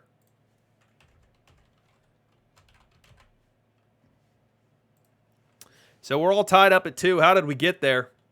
We had Maddox v. Maddox, and one just happened to be better than the other. We'll start on the better one. The Miami Maddox went 7 innings, pitched to contact, only struck out 4 and 7, was able to work around 9 base runners, only letting 3 of them score, and then was able to give the game to Bob Gibson, who took it from there. Going 2 innings, yielding no runs, striking out 4 in the process. On the Hammerhead side, Tex Maddox goes 3 1/3, got lit up a bit for 5 earned runs. Now, didn't walk anyone, didn't give up any homers, so that is just called getting BABIP'd. He pitched to contact, and the contact just hurt him. The balls that were hit fell. Now, he only struck out 1, so it's not like it was the most dominant FIP performance you'd ever see, but you'll normally find that with a strong defense like Ottawa has, if Maddox is not getting taken deep and he's not walking, you normally get better results than what happened here, which is 10 outs and 7 hits. After Maddox, Carlton came in, and Carlton did what he does. He walks batters, he strikes batters out. Sometimes you pay for it, sometimes you don't. And in this case, 2 runs crossed the board on his watch. And then Seaver came in and what was more or less a mop-up performance, as he came in and closed the game down, didn't use any further arms in the bullpen, saving those for Game 5.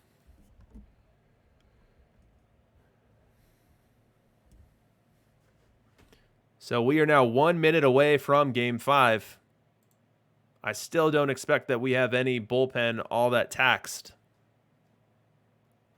We'll first look at Ottawa. So this will be the Walter Johnson start for Ottawa. Within the pen, you've got 6 rested arms, so no concern there. For Miami, pretty similar appearance. You've got Spawn going, and then 6 rested arms there. So this last game within Ottawa has a couple of teams really at full strength.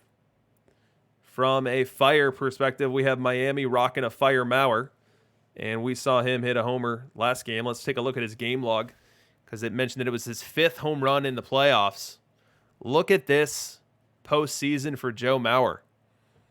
In the series versus the Elysian 9, he had homers in 4 straight games. Was player of the game in 2 of them.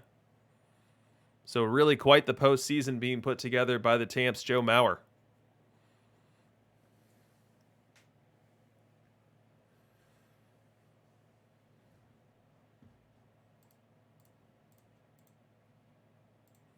So what that last game and the result of that last game means is that we're heading back to Miami. So once we're done here with Game 5 and we're done with Ottawa, we are guaranteed a return trip to Miami. So if you're the Tamps, you'd love to steal this Game 5 and be heading back home needing to only take 1 of 2. But even if you drop this one, the Hammerheads will need to win in Miami to win their first Perfect League World Series championship. So let's go ahead and blind this out, and let's load up Game 5.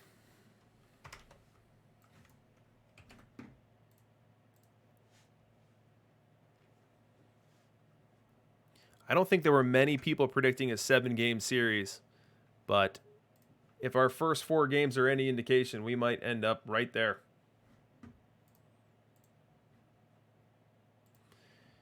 All right, Sim not quite in yet for me.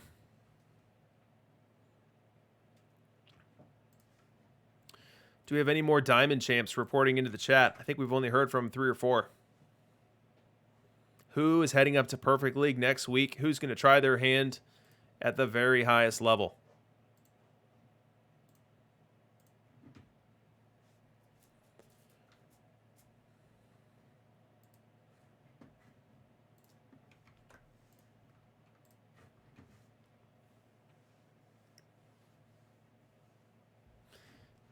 Pardon my eyes darting all around the screen as I'm Looking at my different monitors and information to get this thing loaded up.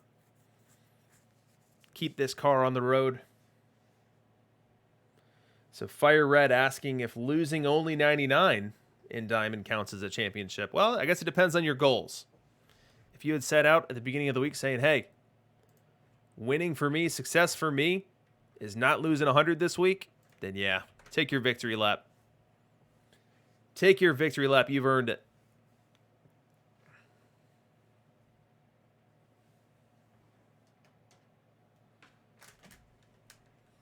All right, let's see if we've got it. We do. It is time for Game 5.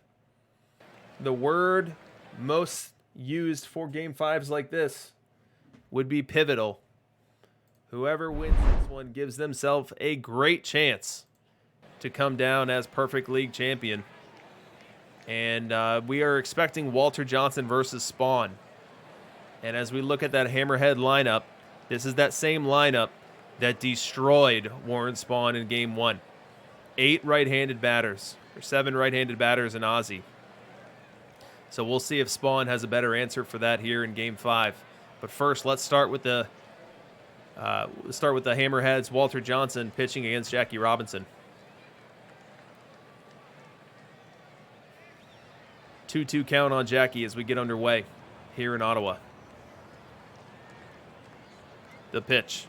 Swing and a miss. Strike 3. Walter Johnson starts off Game 5 in fashion. Now we get our first look at Warren Spawn. Warren Spawn still feeling the pain that was Game 1 when this team just lit him up beyond anything I'd ever seen to a Warren Spawn in a World Series game. And he's got himself in trouble here in the second. Let's load up this matchup, as this could be when we see our first run scored in this game. We'll go ahead and load up Ozzie Smith versus left-hand pitching, and Warren Spawn versus right. You see that Smith isn't a hitter, never will be, not in Perfect League at least. But he does have decent speed. He can often keep himself out of a double play. And if you're the Tamps, you really just want to see this lineup roll over to Jackie Robinson.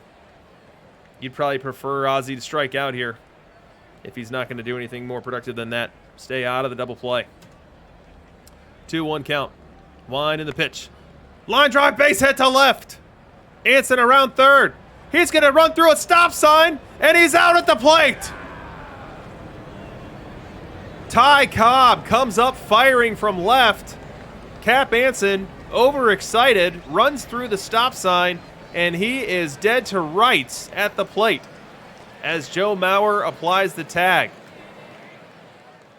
So Spawn gives up the hit to Ozzie, but avoids danger on a base-running blunder by Cap Anson. And so now this inning is down to Ricky Henderson. Now let's remember that Ricky Henderson started off Game 1 against this same Warren Spawn with a long ball. He's looking to enact some more damage here in Game 5. 1-1 count on him. The pitch. Little dinker. Spawn fields it. Throw to first. Not even close to being in time. Ricky Henderson with an infield hit. Loads him up now for Jackie Robinson. Now Jackie Robinson, one of the best cards in this game. Likely working his way out of the meta in terms of broadly applicable play. Broadly used meta play. But he now comes up in a really big spot, and you see him in our matchup analyzer there. His strongest standout statistic versus left-hand pitching is his on-base percentage. He does bring you a 275 average. And if you're the Hammerheads here looking to grab a lead in Game 1 or in Game 5, you'd really love to see him split a gap here. Big moment in this Game 5. The pitch. Grounder to third, fielded, short throw to second, in time, rally over. The Ottawa Hammerheads have had 6 hits in 2 innings and have yet to find the score sheet. We go top 3. It's Tamp's turn at the dish, and we have Walter Johnson facing Tony Gwynn. We'll load up our matchup analyzer as this one's going to favor Tony Gwynn significantly. He bats with Jackie Robinson on second and 1 away. The pitch. Line drive up the middle, base hit. Jackie to third. He's going to be sent. The throw to the plate. Not in time. Jackie Robinson scores. The Tamps are on the board via an RBI single from Tony Gwynn. Bottom three now. Hammerheads looking to convert those hits into runs. Hank Aaron will try his hand here in the third. The pitch. That ball belted. Deep right, deep left center. Oh my gosh, that's the fourth deck. Hank Aaron goes into the fourth deck to left center. 476 happy feet for the home crowd. Tying this game up. What kind of meatball was that? There is no way that baseball still has seams on it.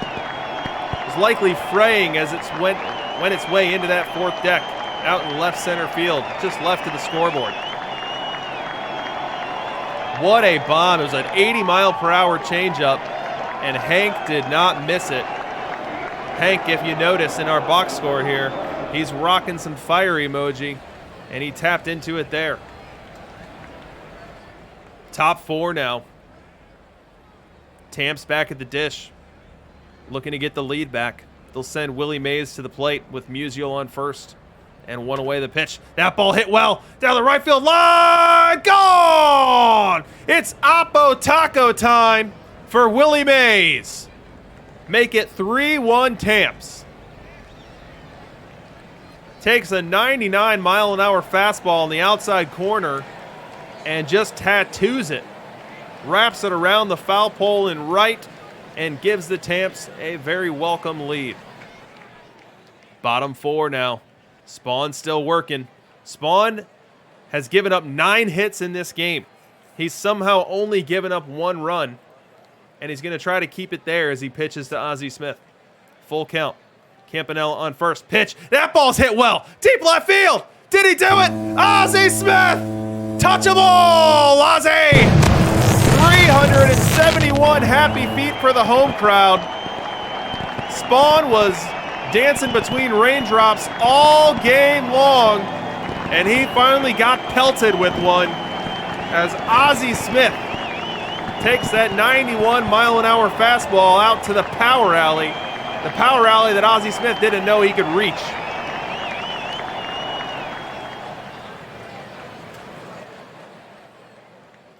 Bottom four now. Spawn still in the game.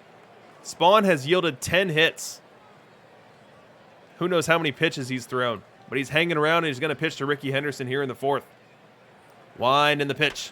That ball's hit well. Deep center field. And gone. Spawn's home run troubles from Game 1 have poked up their head here in Game 5 as Ricky Henderson goes 448 feet to center. We'll get some extra fireworks and crowd noise here in Ottawa as they take a lead here in game number 5. Top 5 now.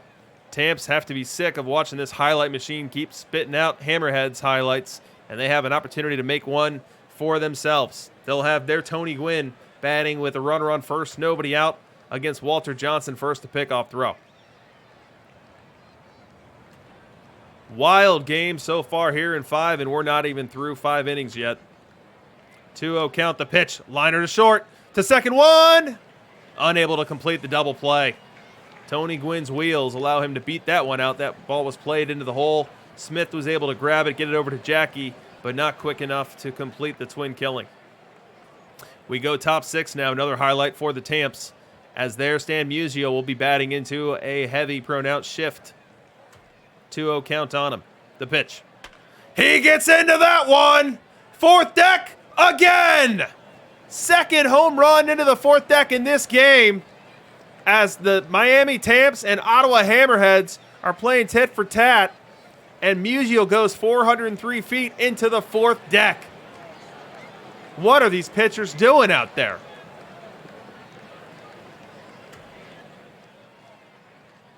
Still top 6. Walter Johnson still in the game. Both managers being very patient with their starting pitchers, even though they've got an off day to work with tomorrow. Walter Johnson's given up 4 runs and 7 hits through 5 innings.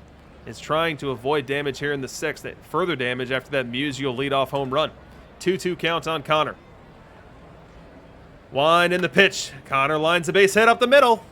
That's going to bring up Willie Mays as Miami looks to take the lead yet again here in Game 5. Mays to the dish, 1-1 count on him. The pitch. Grounder to second. To second one. To first. Double play. Willie Mays not fleet of foot and hits into a tailor-made twin killing that goes 4-6-3.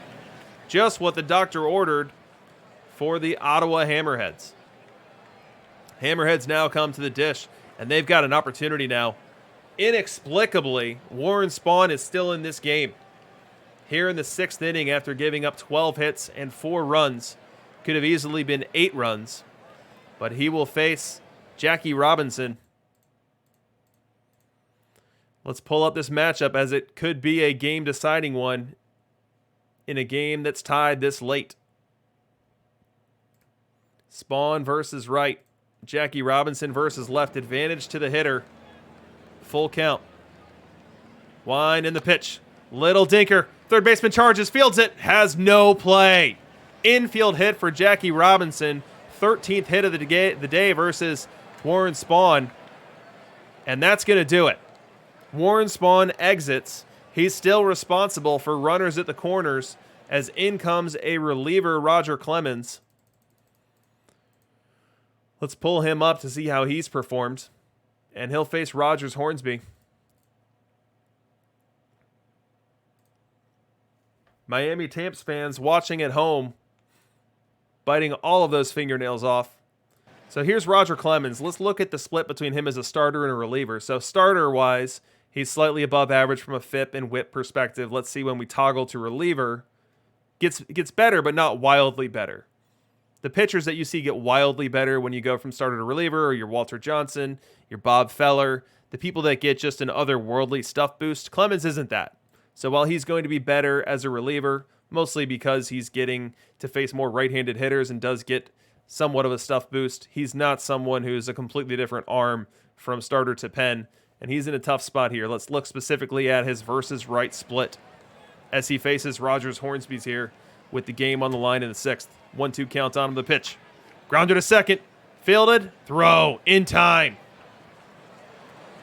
Tamps get out of trouble. Closed the book on Warren Spahn. He went 5 2/3. Gave up 13 hits. Was able to limit the damage to 4 runs with a nice little assist there from Roger Clemens. We go bottom 7. We still have Clemens on the hill. And he's going to face Hank Aaron. Now, earlier in the series, we saw Hank Aaron and just how deadly he is versus left. We'll show you his versus right split. A different story. The on-base percentage comes down under 3. The slugging definitely comes way down from being a very dangerous bat to one that is only nominally dangerous. 2-1 count on him, the pitch. Line drive, base hit up the middle. Hank Aaron starts off this 7th with a leadoff single versus Roger Clemens. Next batter is Willie Mays.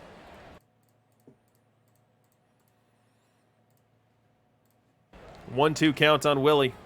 First the pickoff throw. Aaron not going anywhere. 1-2 count. The pitch. Swing and a miss. Strike 3. Next up, Cap Anson. When we were sleuthing through our Perfect League numbers, we noticed that Cap Anson was one of the best bats versus right-hand pitching. And we'll show you that up here. His trailing 3 years in Perfect League have him at a 751 OPS. 1 away. The pitch. Little dinker. Fielded at the plate. Throw to second in time. A very risky play by Joe Mauer. Jumps out in front of the plate. Goes for the lead runner and retires Hank Aaron at second base. Anson will reach first on the fielder's choice, but an aggressive and successful play by Joe Mauer out in front of the plate. We go bottom 8 now. Bottom 8, and we've got Ozzie at the dish, facing Roger Clemens still. Clemens has been logging quite the relief performance here for the Miami Tamps, and he'll have to wrestle with Ozzie Smith. Now, we've seen Ozzie versus left. Now let's look at him versus right. Slightly rosier picture. And as we go Clemens versus left, you see the walk rate climb a bit. 1-2 count. Campanella aboard. The pitch. Little dink and fly ball. In comes center fielder, makes the grab. Campanella will bluff a tag, but nothing doing there. 1 away. That brings up Ricky Henderson. Henderson, a troublesome bat versus left-hand pitching, but normally not too much to worry about versus right. Slugging comes way down, the on-base percentage way down, the average way down. The one good thing here is that Henderson's unlikely to hit into a double play. 0-1 count. The pitch. Fly ball, deep right. Back goes the fielder. Makes the grab on the track. Campanella will retreat to first as Henderson took that one for a ride, but just not able to get it out beyond the reach of Tony Gwynn. Next up, Jackie Robinson. Robinson, similar to Cap Anson, a productive hitter versus right, as you'll see that here. Pretty neutral matchup here between Clemens and Jackie. 0-2 count. The pitch. Little grounder to second. Over to first in time. And here in Game 5 of a series tied 2-2, we will head to the 9th tied up. Let's start off this 9th with Mariano Rivera in the game. Not a save situation, but the Hammerheads want him on the hill. So we'll load up some Mariano data. And he'll start off this inning versus Roger Connor. Advantage to the hitter for sure on this one.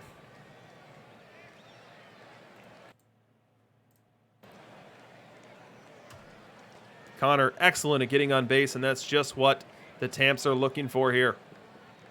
The pitch. Grounder to second. In comes Robinson. Fields it, throws it. 1 up and 1 down. Now 2 away for Joe Mauer. Now let's recall that Joe Mauer has had one heck of a postseason, already with 5 homers in the postseason, including homering in 4 straight games. Does he have another heroic at-bat in him as he faces Mariano Rivera here in a tie ball game, in a pivotal Game 5? 2-1 count. The wind and the pitch. Joe Mauer lines it to third. Fielded and thrown, though. Hornsby makes the play, and the Tamps go 1-2-3. And now we've entered walk-off mode. One swing of the bat can end this for the Hammerheads. Pitching for the Tamps will be their own copy of Mariano Rivera, and the first batter that he'll face is Rogers Hornsby. 3-1 count on him.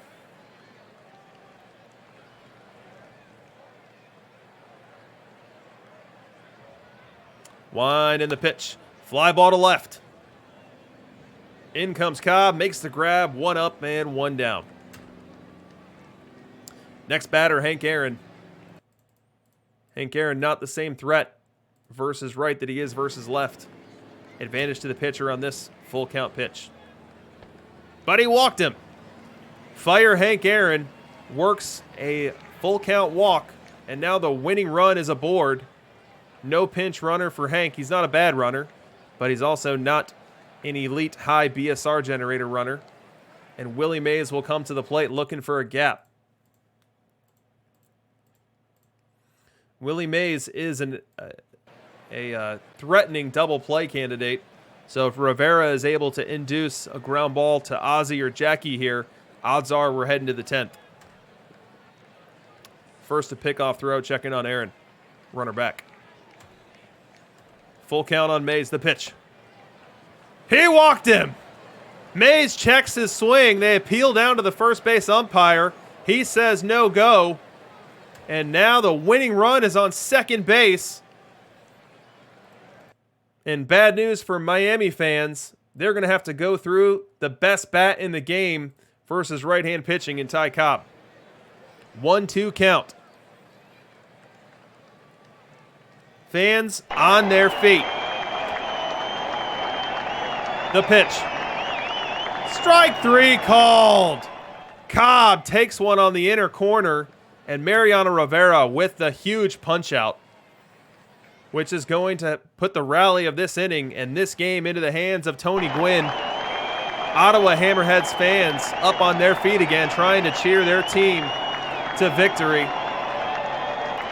1-2 count on Gwynn. The pitch. Fly ball right field and down! Around third is Aaron. He's trying to score. Here's the throw! Not in time! Not in time! And the Hammerheads walk off Game 5 on a 2-out single by Tony Gwynn. What a game, what a series. And a series that has gone back and forth. Ends up tied late, and Tony Gwynn walks it off.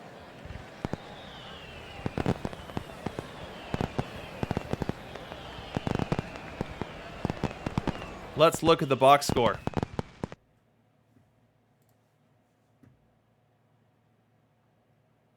So first, we'll look at the victorious side, Ottawa. Walter Johnson had a good game, not by the standard that he set earlier in the series, but was able to get through 7 innings, only giving up 4, despite being victimized by a couple long balls. Hoffman and Rivera come in after him with strong performances. And then look at Mr. Spawn. Spawn was absolutely eviscerated in Game 1, giving up 3 homers in the first 7 batters. He gives up another 3 homers in this game. Gives up 13 hits in the process, too. Didn't walk anyone. Somehow escapes the game, only giving up 4 runs. But turned it over to the bullpen. Clemens had a heroic relief effort, getting out of that jam within the 6th inning that Spawn set him up with. I believe it was 1st and 3rd and Hornsby at the plate. And then having 2 clean innings after that as well. But Rivera came in and was unable to clean up the mess that he created. He walked Hank Aaron. He walked Willie Mays. Was able to retire Ty Cobb for the 2nd out of the inning. But as he was a strike away from getting out of it with Tony Gwynn, Gwynn was able to lace a single to right. And despite a very strong throw from Tony Gwynn, the runner scored. And the series is 3-2.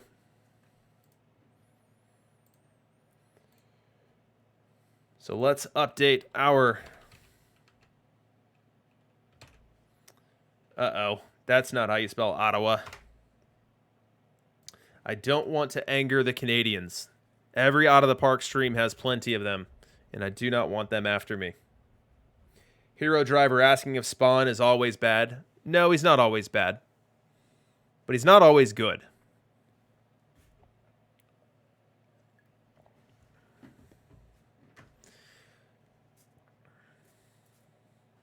So let's go ahead and update our sim here. That one took a very long time. So we're actually into our off day and 5 minutes away from the beginning of our sim for Game 6. So let's blind this out.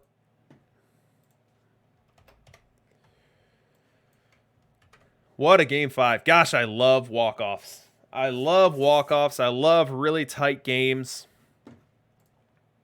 where the outcome is uncertain. You have big moments. And maybe I've got a slight preference for when the home team walks it off. That's always fun. All right, let's make sure we're on the right sim. And we are. Let's get you guys back into the party.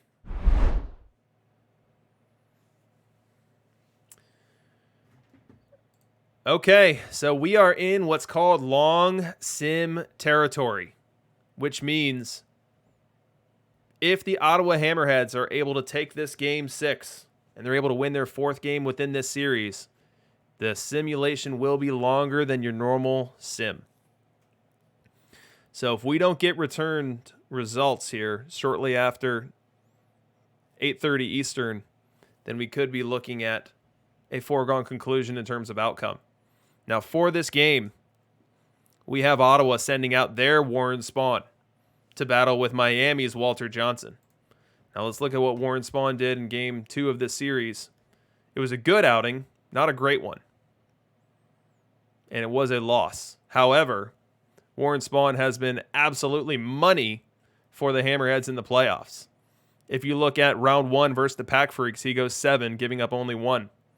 In round 2 versus the Fossils, 7 again, 1 earned. Round 3 versus New York, the New York Sandmen, he goes 8, giving up 2 runs. And look at this. Prior to this series, his 4 earned runs were all of the home run variety. So probably somewhat lucky to have an ERA. Probably extremely lucky to have an ERA where he does. But his 3 starts leading up to this series, he was player of the game in each of them.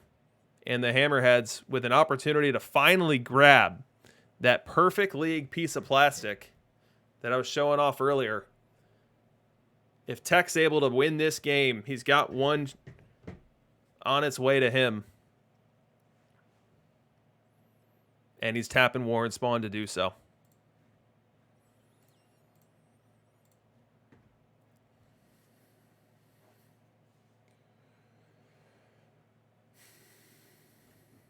Let's see. What else am I missing in the chat here?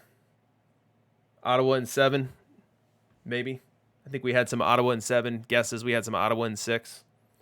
I think the only Miami pick that I saw was Max Fire picking Miami in 5. So that's off the table. Jim Turvey with an interesting question. Is there a consensus best team to have not won Perfect League this year? You assume there's a bunch in that same tier, but maybe not. I think if given the opportunity to think about this, I think there'd be like a circle of names, a circle of people that have not won, but people hold in very high esteem for their capability and their strategy and their accomplishments as perfect team managers. I think a couple teams that, I mean, honestly, so many teams hidden in DLL that have to run that gauntlet just to get up to Perfect League have likely cost them an opportunity at a Perfect League World Series win. But outside of that, I know some people have had some extremely close calls and some managers that I feel as though are very deserving. One that comes to mind is Somerset Dolphins. I think that they lost a World Series to Mac in 7, and they might have been in another World Series as well. But they're a team that I would have in that conversation for sure of best teams to have never won one. But there's a lot of people that belong in that conversation.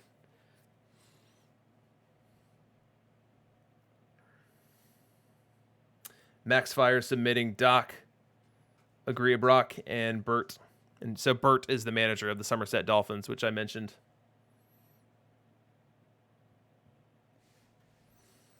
Definitely not Walnut. I would not include Walnut in that conversation.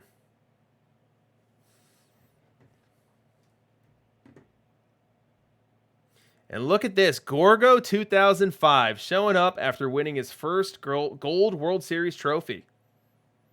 Congratulations to you. You are on your way to Diamond. I'm guessing you've been to Diamond before.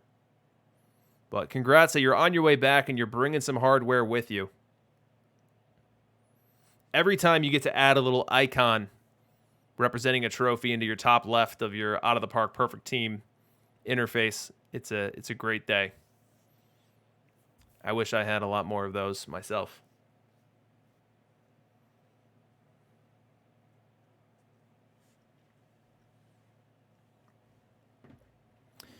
All right. So the time has come for this sim to start.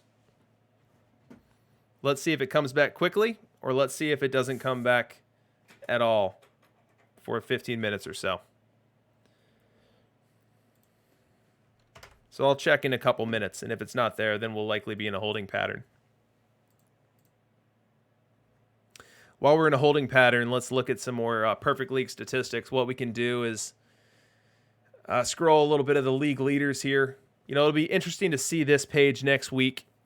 I expect some people to be giving extended run to their Barry Bonds cards, to their Nap Lazaway cards, to the Lou Gehrig cards. You know, will we see them pop up on here?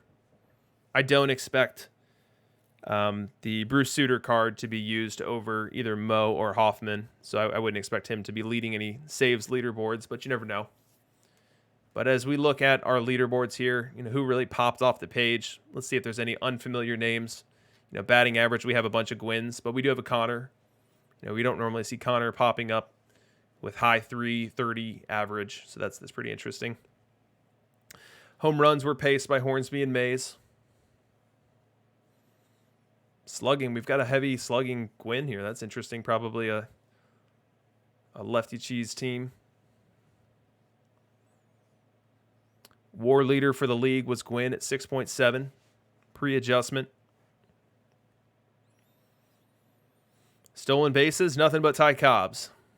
Not a surprise there. He's going to pace the field in terms of plate appearances, and then he's got the profile to have a steady green light. All right, let's go BRB and try to put this baby up.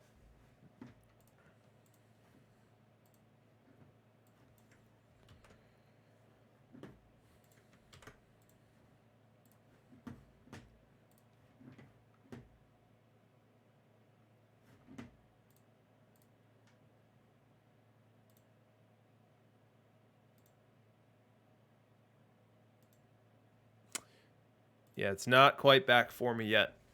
So it's just 2 or 3 minutes. We've been faked out by the long sim in the past. Not ready to make any grand proclamations. But good chance that we could have a little bit of time here before we get a sim. And DishNet with some breaking news. Again, I need to get my my breaking news lightning or whatever sound I want to use to bring in some breaking news. But Dish reporting that the Browns are up 14-0 on Pittsburgh. There's a shocker. Extreme UW saying that Bonds was a beast against him today. So I take it that likely means in a playoff series that Bonds was lighting you up. And I think guys like him with crazy power, crazy eye, over a small sample, they can really be a thorn in your side. They can be someone that you just can't retire in a given series. And if that's how the dice are rolling, that's how they're rolling.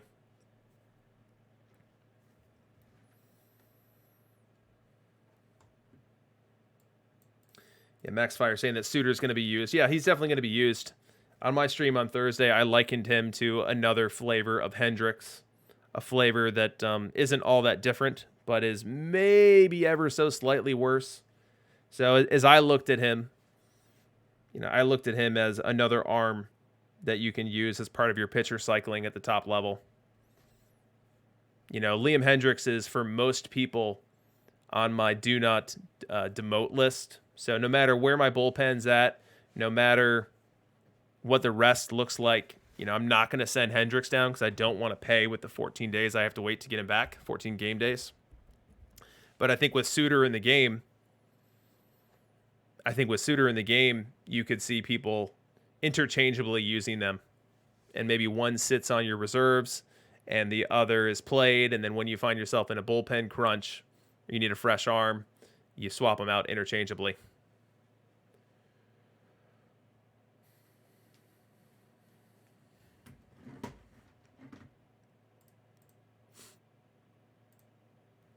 So I've got this view here for my top perfect league hitters, and we've looked at that tonight.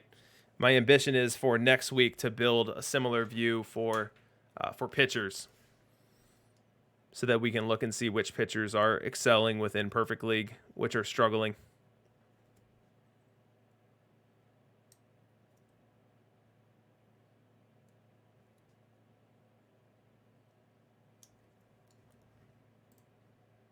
We can continue our journey through the infield, or through the various positions from a perfect league performance perspective. So this is just isolating to skill position infielders, meaning second base, third base, or shortstop. And so as we look at those, you have Boggs and Hornsby as the best hitters. Look at the DJ LeMahieu performance in a small sample. So 600 plate appearances of combined 9 bat value. That's pretty impressive there. You have George Brett right behind him. Our new Knapp card comes in slightly below there and negative overall. Now, if that's where he's going to live, if Knapp is a -5 bat value, with that defense, he's not going to play much. If you look at the cards that are around him, your Cal Ripken, face of the franchise, your Honus, Appling, Yount. Those guys are going to bring a lot better defense than Knapp. I think Knapp's range was 98. Everyone else that I just referenced was 100 or better.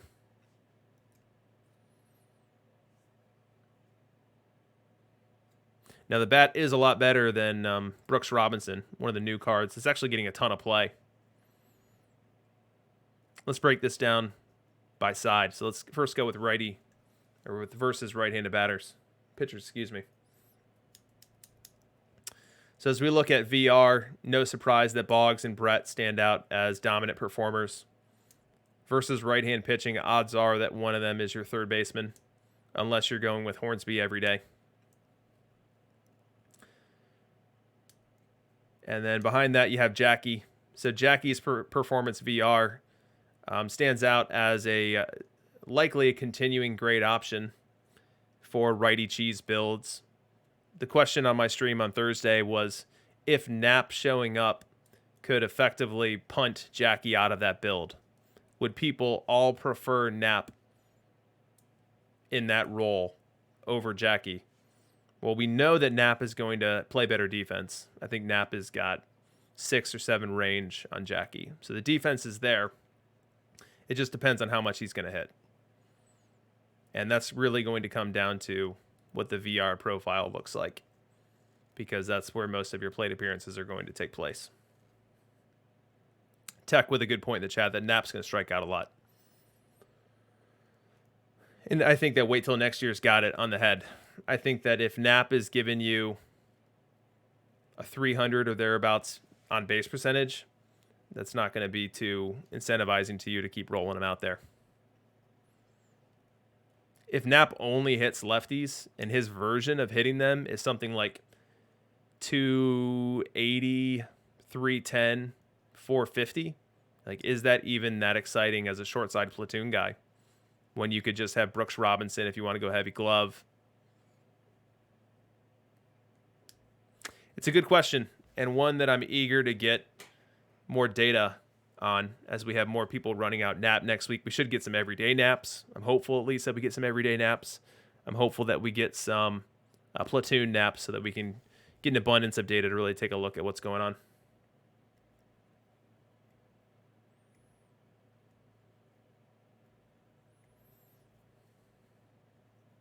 Yeah, Maxfire. Read what Maxfire says. He's on it. It's a lot easier for a left-handed batter to get away with the profile that Knapp has, and then to a lesser extent Cobb has. Cobb has a lot more I to bring to the table and much better avoid K. But if Knapp were a lefty carrying tons of contact, and you could slot him into a strong side platoon role and have confidence that you're getting 80% of your plate appearances versus the side that you prefer, he'd have a lot more value. Whereas if you go short side platoon, instead of it being 80% favorable, you're probably looking more like 50 to 55. And if the side that's going to get the most at bats is really an out machine on base percentage sub 290, it's hard to be excited about.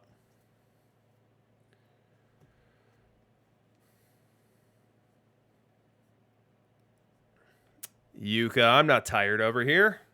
How could you be tired when you've got a barn burner World Series like this breaking out in front of you? You've got Ottawa and Miami trading blows, and Ottawa on the cusp.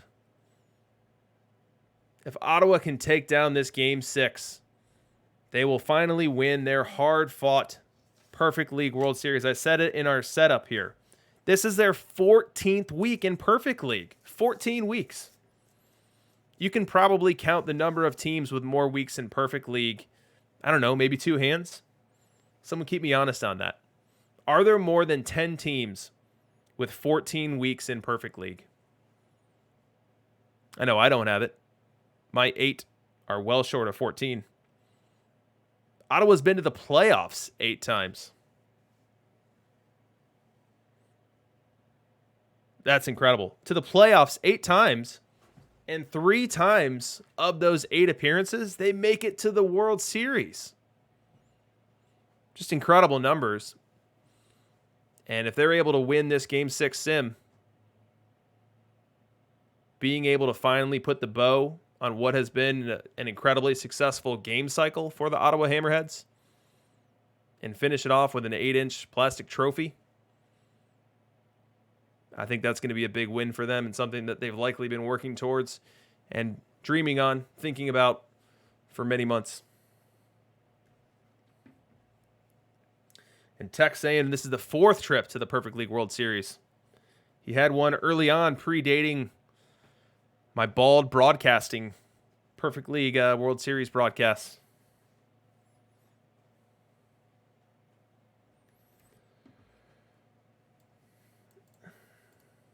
Walnut.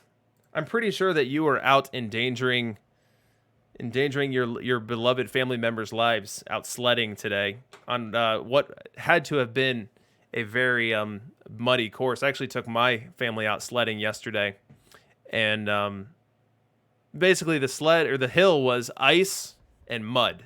There were patches of ice and patches of mud, and yeah, we got up and down. You know, we had a decent time.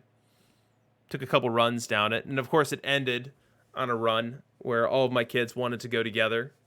And that's the one that ends up sideways. That's the one that hits the mud at just the wrong angle, at just the wrong speed, and dumps them all out.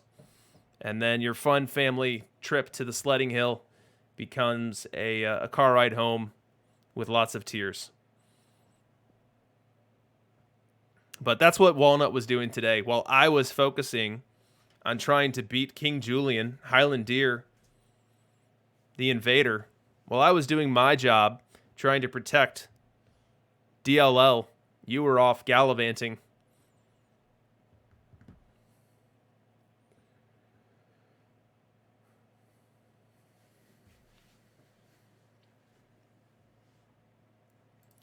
All right, let's do a sim check. It's about that time. We're 14 minutes in. This is normally right around when we get one.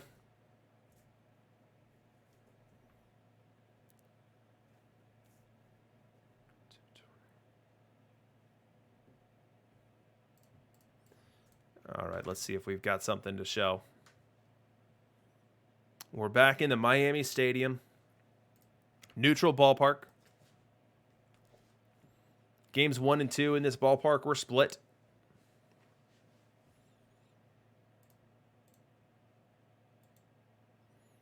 Sim is not back.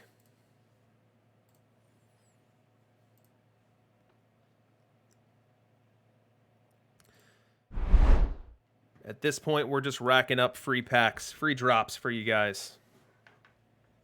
The long sim is a con designed to give everyone one extra regular pack.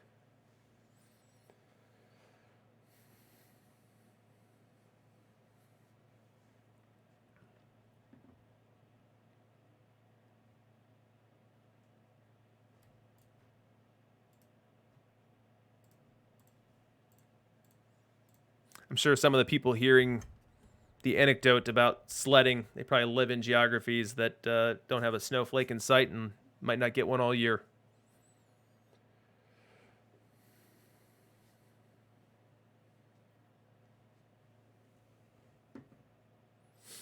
So I believe Bender Guy is breaking some news in the chat here that Tex Alt won a Diamond League. I rock this coming to us from Arizona. Definitely no snowflakes there.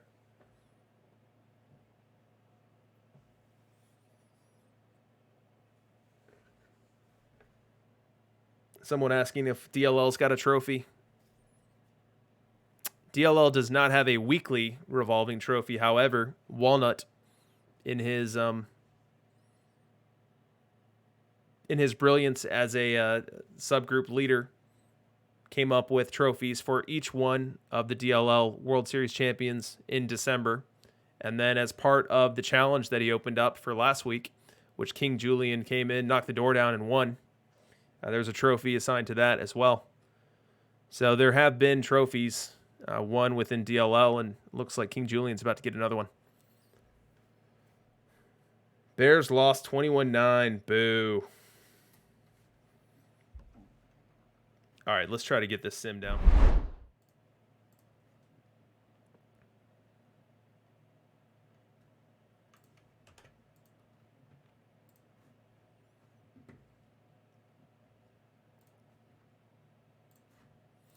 Is it in?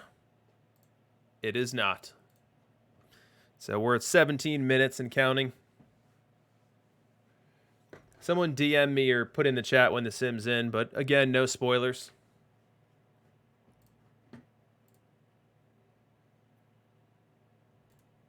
Yeah, Chuck8403 is one of the winners of those DLL trophies from December. Congrats to Chuck.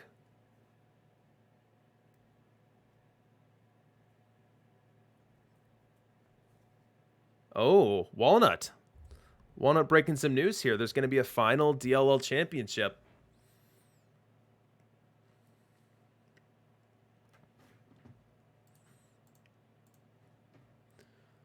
We'll give you one more look here at the Perfect League standings for the week.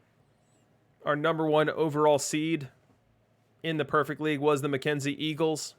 They picked up 95 wins and did so in a division with the Elysian Fields 9 picking up 94. A couple of very experienced and very talented perfect team managers. Behind them was Max Fire's Topeka Defenders with 93.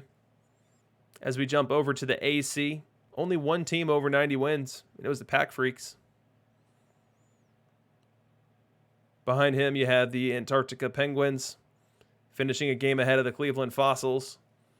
And then familiar face Manchego Cheese winning their AC East division.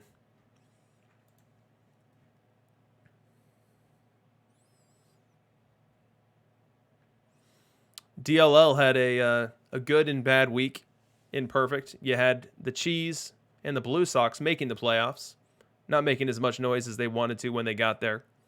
But then you had the Emmett Maulers not making the playoffs and getting relegated, as well as the Louisville Trash Pandas. Both teams winning at least 80 games, but both teams falling on the wrong side of the relegation Puma.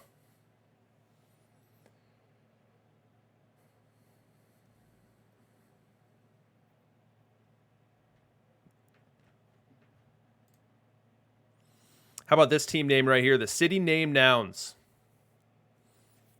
Very clever. Although I do feel for them and how they finished out the season. I should be showing you the screen for this.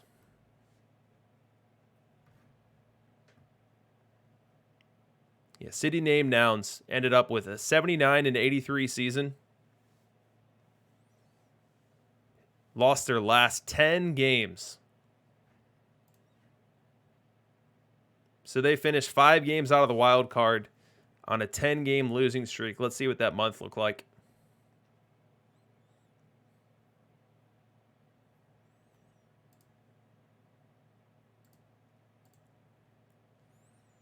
It was actually a really hot month. Look at how they started.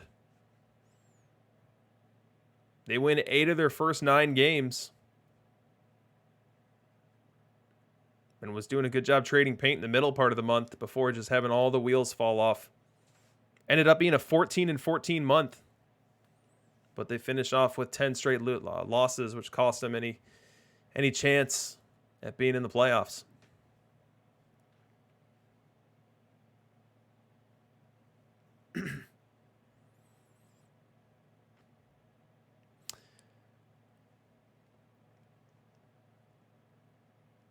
I was thinking the other day what the most wins I've ever seen in a Perfect League month is. And my sample size is limited to only the teams that I've just organically bumped into. You know, the weeks that I was there looking at my teams, and then the weeks that I'm broadcasting this, looking at those teams that are in it. So it's not the biggest sample in the world. But I feel like I've never seen a Perfect League month over 21 wins. I can't recall ever seeing like a 22-4.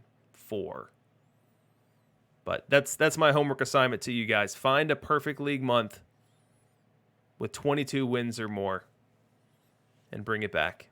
Bring it back next Sunday.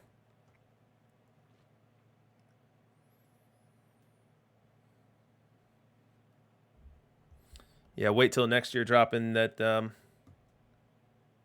all-time wins leader likely had a month like that. All-time wins leader for Perfect League. I know there's a way to look this up. I don't ever come in here. Team pitching wins. Let's go perfect league. There we go. So cubed end up with 112 wins in a given season. Pretty decent chance that there was a 22-win month in there. But until I see it, I'm going to pretend like it hasn't existed.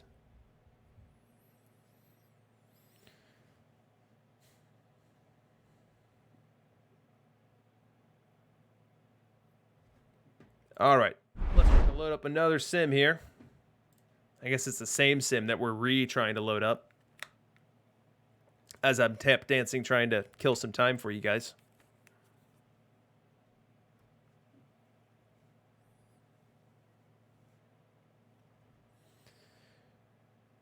We are now at 22 minutes past the sim. And it is in. I have got the sim. Let's load it up. Game 6.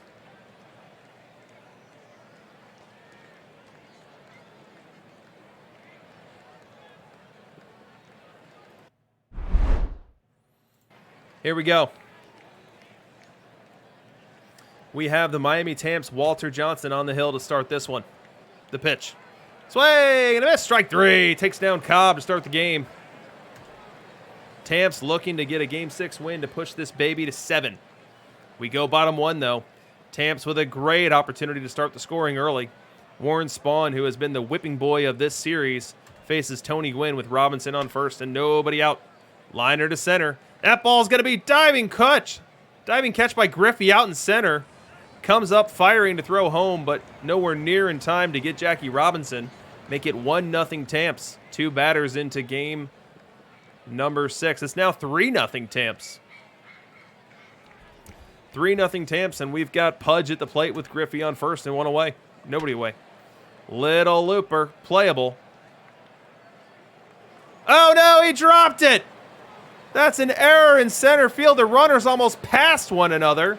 That's Willie Mays. That's the Max Fire Mays. Drops the ball out in center. Griffey ends up at third. Pudge ends up at second. A lazy fly ball, and the Hammerheads are now in business. Now with 1 away, we've got Pudge on third. Cobb at the plate. 1 run has crossed the plate. Hammerheads still don't have their first hit yet. The pitch. Grounded to first. That's going to score a second run. Hank Aaron will take it to the bag himself. 2 away. But the early 3-0 lead has now been whittled down to 3-2. And the Hammerheads will bat here in the 5th. Starting with Ken Griffey. Swung on, belted, deep right center, gone! Ken Griffey Jr. ties this game up in what is the Hammerheads' first hit of this game. Still in the top of the 5th, Johnson still in the game. Has Ozzie at first to deal with while he handles Ty Cobb. The pitch. Little dinker towards second. Shifting over and dropping it! What is that? That's Jackie Robinson. Jackie Robinson ranges over and is unable to make the play. What is going on for the Tamps defense in this one? Now, when we set up this series, we pointed out that the Tamps defensively were not a strong team. The Tamps had 15th ranked ZR and right around there or worse in efficiency. And we've now seen 2 plays in this game that have cost them dearly. And depending on the outcome of this Jackie Robinson at bat, could have cost them a tie ball game. 1-0 count. The pitch. Line drive up the middle, base hit. 1 run will score, make it 4-3 Hammerheads. And now Gwynn to the plate, still here in this nightmarish 5th inning for the Tamps. 2-1 count the pitch. Little dinker up the middle, base hit. That one will get through. Cobb around third. He's going to try to score. The throw is not in time. Make it 5-3 Hammerheads in a much too long 5th inning for the Miami Tamps. Bottom 5 now.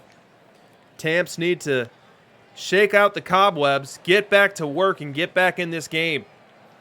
And the guy who's going to be tasked with doing so first is Joe Mauer. And it's not just any old Joe Mauer. It's fire Joe Mauer. And he bats here against Warren Spahn. The pitch. Line drive down the right field line and base hit in there. Mauer will start it off with a single. Next batter up is Jackie Robinson. But first, the throw to first to check on Mauer. Runner back. 2-2 count on Jackie. The pitch. Strike 3 called. Spahn with a big strikeout here in the 5th inning. We go top 7 now in the Hammerheads with visions of getting some insurance runs. It'll be Jackie versus Bob Gibson. 2-2 count. The pitch. Grounded to second and throw. Around third is Ozzie. He's going to try to score, and he will without a throw. Make it 6-3 Hammerheads. That ball just outside the reach of Jackie Robinson at second base. Wonder if a couple more points of range get him into that one. Top 7 still. 3-run lead, and the Tamps looking to keep it there. They've got the infield drawn in and shifted to face a Roger Connor here. 3-1 count, the pitch. Line drive, base hit to right. Right over the head of Jackie Robinson. 1 run scores. Here comes a second, and he will score. Make it 8-3 Hammerheads. We go top 8 now, and wouldn't you believe it, the Hammerheads are back at the highlight machine. This time it's Jackie facing Chris Sale with 1 aboard and 1 away. And that ball driven deep to left. Did he get enough? He did! Jackie Robinson with the exclamation point on this game for the Ottawa Hammerheads. Make it 10-3. As Tamps fans are heading for the exits, they are down to their last out here, and it comes in the form of Jackie Robinson facing off against Roger Clemens. The pitch. Fly ball to right. Charging in and diving and making the grab is Willie Mays. Definitely not Max Fire's Willie Mays because he came in and squeezed that one with 2 hands. But the Ottawa Hammerheads are your 2061 Perfect League World Series champions in a game that could have been much closer than the scoreboard showed.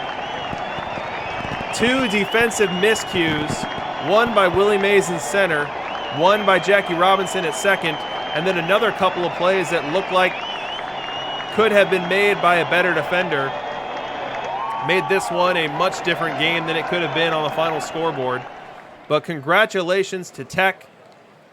A World Series well earned. His 4th trip to it finally results in him coming home with some hardware. And congratulations to the Miami Tamps as they make their 2nd Perfect League World Series and continue their pursuit for their first championship going forward. We'll do one final glimpse at the box score and then get you over to DishNet.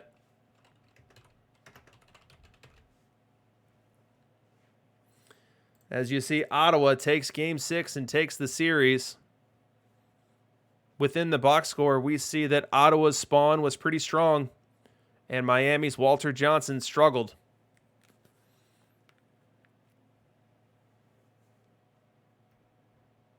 Defensively, the only official error was that Willie Mays one, but I've never seen that animation before for Jackie Robinson moving over there at second, letting that routine fly ball drop.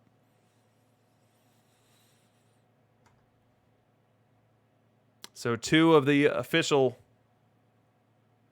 runs that scored were officially unearned, but it sure looked like more than that. So we'll go ahead and zoom this out so you can see the final Perfect League tree, and you see the Hammerhead icon taking down the trophy with that 4-2 series win. The playoff push was a 3-0 victory over the Pack Freaks. Next round, a 4-1 undoing of the Cleveland Fossils. Then the New York Sandmen go down in 5 and capped it off with an exhilarating 4-2 victory over the Miami Tamps.